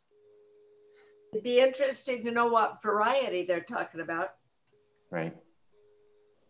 Because if the browning is like a bronzing, like Jim Bacon, or if it's like a thrip scarring, like Nibal or something, it's like a different thing. Or I wonder if it could even be sunburn at some level. Or a sunburn, yeah. Thrip scarring, in which case it wouldn't affect the taste of the fruit. Yeah. Right. Do you know why an avocado tree would have fruit whose skin is thick and gritty and brittle? Why? I don't know if that's a similar question to what we saw earlier. Because it's a Guatemalan. Yeah. Yeah. It's just some are like that, huh? So Guatemalan types can be very thick skin. They have a thicker skin, more like a shell than a skin. How important is mycorrhiza to avocado root systems? Does anyone have experience with that? Nope, don't know. I think we got to go to a master gardener for that. I don't know personally, but I have read about it a bit, and I don't even know that the researchers feel like they quite know or understand how important it is, but they seem to all suspect that it's very important, and the reason is avocado roots don't have the little hairs, the little thin root hairs that most other, say, fruit trees do have. Avocado roots are kind of thick and stubby, and so the researchers suspect that the mycorrhizal fungi are very helpful to the avocado roots in sort of expanding their reach into the soil because of their lack of root hairs. That's just what I've read, though. Out of curiosity, where is Maria Guerra Guerra. Oh, never mind. Sorry, I thought this was a variety. Never mind. I didn't read it all the way through. This is one of Charlie's questions. I'm actually at our home in Hawaii where we have beautiful, beautiful avocado trees. Unfortunately, my California avocados do absolutely nothing. But the ones in Maui, oh my God, they're beasts. And we're cracking mac nuts because we have mac nuts on the property as well. And we're members of the Northern California fruit growers. Nice. So, hi, Chin. I heard your question earlier. Welcome. Yeah, good eye, Charlie. He saw the light behind you and was wondering where you were coming from. So you're in a different time zone. That explains it. Why do the majority of avocado fruits from the store, Hass variety, always seem to succumb to internal fungus within a week of buying them? I've never seen the fungal issue in fruits from home gardens or Cal Poly. Yeah. Oh man, so disappointing, right? Right. I know. I mean, it's from my understanding, it's a combination of factors. It's basically all of the transportation between picking the fruit from the tree and getting it into your grocery basket. For example, they treat the fruit like rocks when they pick them, throw them into a bin, throw them on the conveyor belt and so forth. And then they refrigerate them. And then they gas them with ethylene to start ripening them. And then they drop them on the grocery store shelf and people come through squeezing them.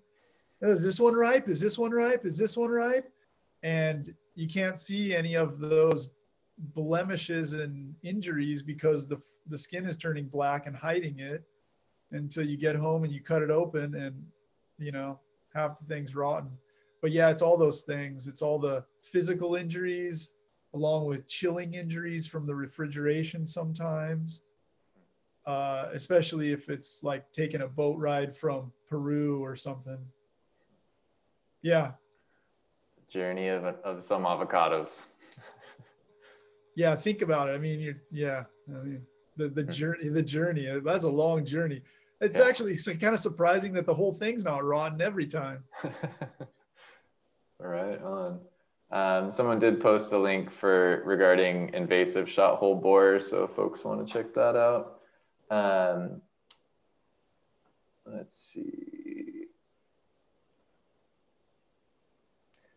Seedling avocado is fruiting for the first time. The fruit is nice and big, but the stem end of the avocado doesn't soften and ripen like the bottom of the avocado. Sounds like the one Julie was mentioning. Yeah, Avis. Yeah.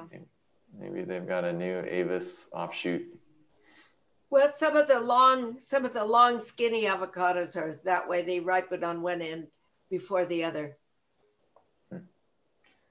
There's a question about is a 1 millimeter brown tip that stays that way, I'm assuming on the leaves, different from larger browning tips and leaves? Every leaf has about 1 millimeter tip of brown, but never extends from that. And is that the same indicator of chloride and other problems? Yeah, it's probably the same thing to a lesser extent. Right. That'd be my guess. Okay. All right. Well, I think from my end estimation, it looks like we've covered everything. Very thorough. Thank you guys for your time. I've enjoyed this so much, watching you guys and learning from you. Thank you all three for participating. I just came on here to learn, and I appreciate it too. Right on. Thanks, Greg. You did a great job, Greg. Thank you. Thank you very much, Julie. And thank you, Julie and Denny, for doing this part with me. This was so fun. And thanks for having me, Ty. Thanks for inviting me. This was a lot of fun. I had a great time. More interactive than just talking at a screen, huh? Oh, yeah. Right on. Well, yeah.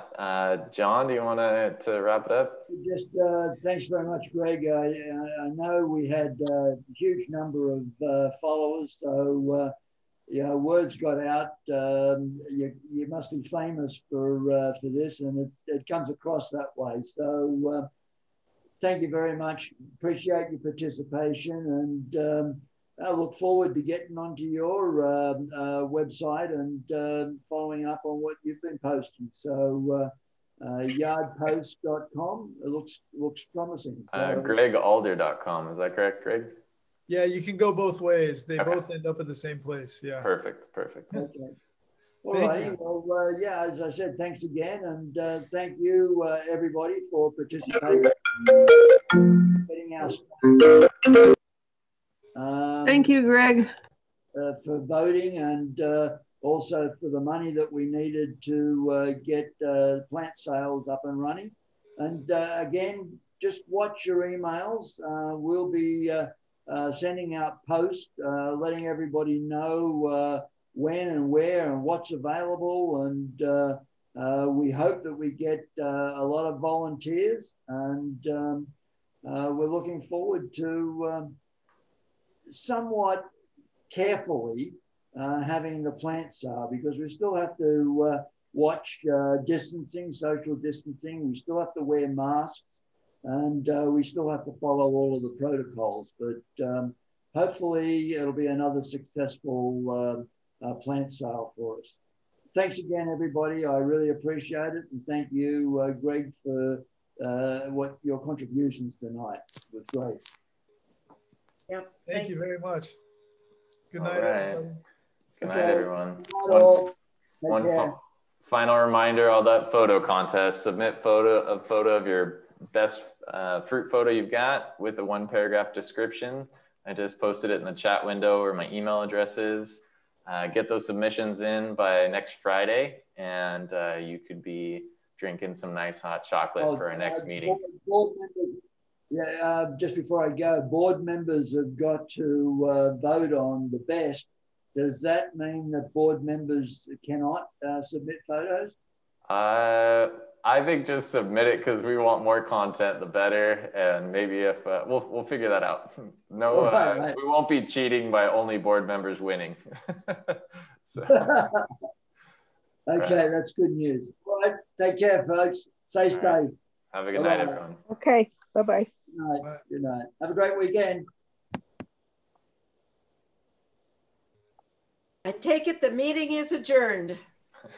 The meeting is adjourned. Thanks for participating, Julie. That was really fun. Oh, it was a good meeting. Thank you. Thanks a lot, Julie. Yeah, I want to have every meeting have some type of collaborative panel of some sort. Get the best of from different chapters too. Greg did a great job. So much more fun. This is by far the most fun Zoom thing I've personally done. I think there's a lot of capability here. We just have to stretch our imaginations and see how we can make it work for each situation. My Rotary Club met at noon, and our speaker was from Uganda, speaking from Uganda. Wow. Nice. So that makes it interesting. Wow. And did it all work out with the internet connection and everything? No problem at all. And the week before, it was from Kent, from Cornwall, England, a few months earlier. Wow.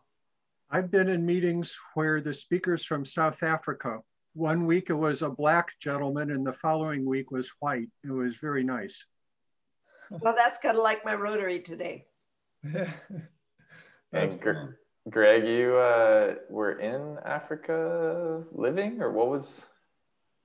I went over there as a Peace Corps teacher, and then I did live over there for a year or so after that on my own. And what country? I was in Lesotho, actually, which is surrounded by South Africa. South Africa, yeah.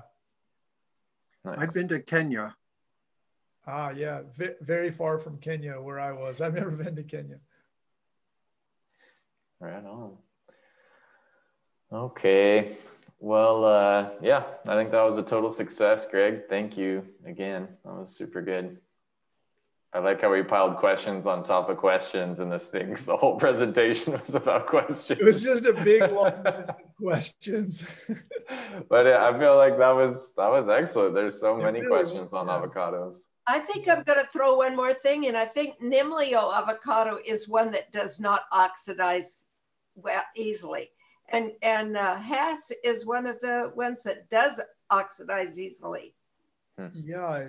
So like apples, you know, you can open one apple and you can just watch it turn color. You can open another apple and the next day it's the same. It's fresh as a daisy. Yeah. Nobody mentioned Helen tonight. Hell, that's right. Nobody did it. It's one of my very favorites. I love Helen. It is my favorite. Charlie and Julie, when do you guys tend to start eating your Helens? June-ish? July? I think July is about right. My tree is still young and it's only given me 3 fruit. It's relatively a new graft. I've just got a young tree that looks like it will fruit for the first time this year, but I'm really looking forward to it. In fact, I posed that question about whether I should pick the fruit to Julie, and she said, let the tree decide whether it wants to abort the fruit or not.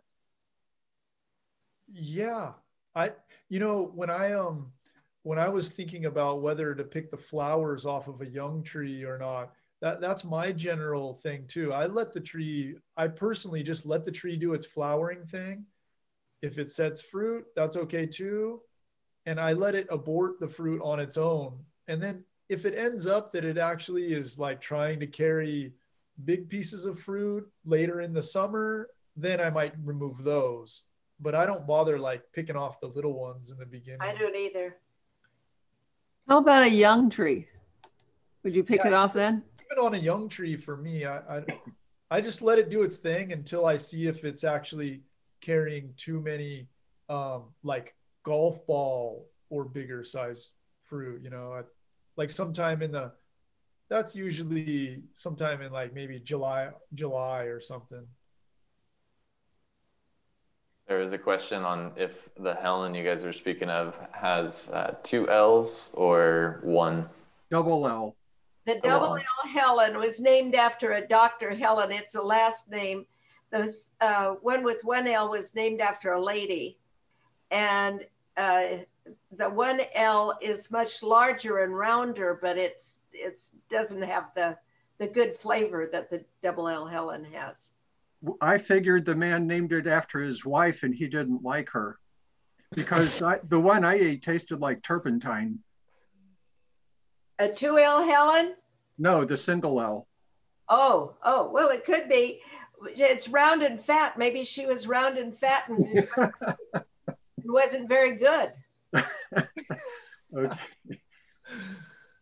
Oh my goodness. Round and fat and tastes like turpentine. Oh my goodness. Comedy. Beautiful fruit. If you like round and fat. Hey. I think eventually I did taste a Helen that was pretty good though. One that you had brought to the booth at the fair. I think I took it home after the fair was over and it ended up, to me, was pretty good, but I'm no connoisseur.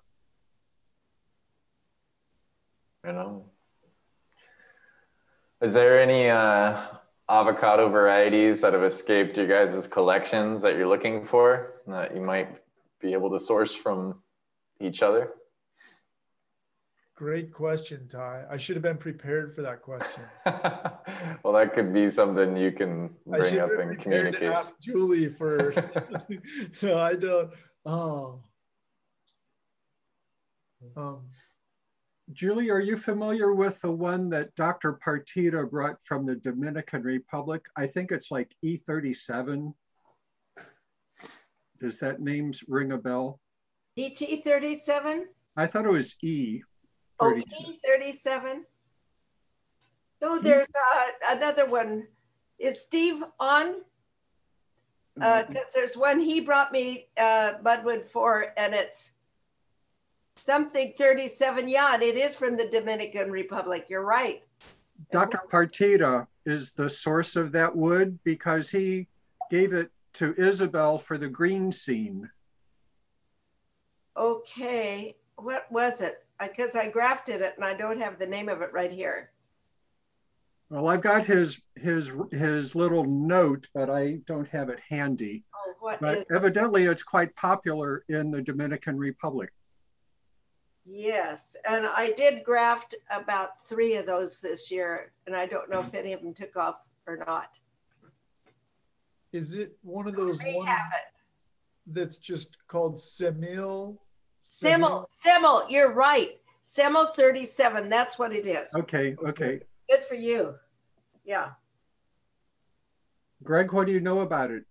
I only know what I've sort of read about and heard people say. I've never actually eaten one or seen the tree or anything like that. I don't know. I know next to nothing. Well, we can get wood for you.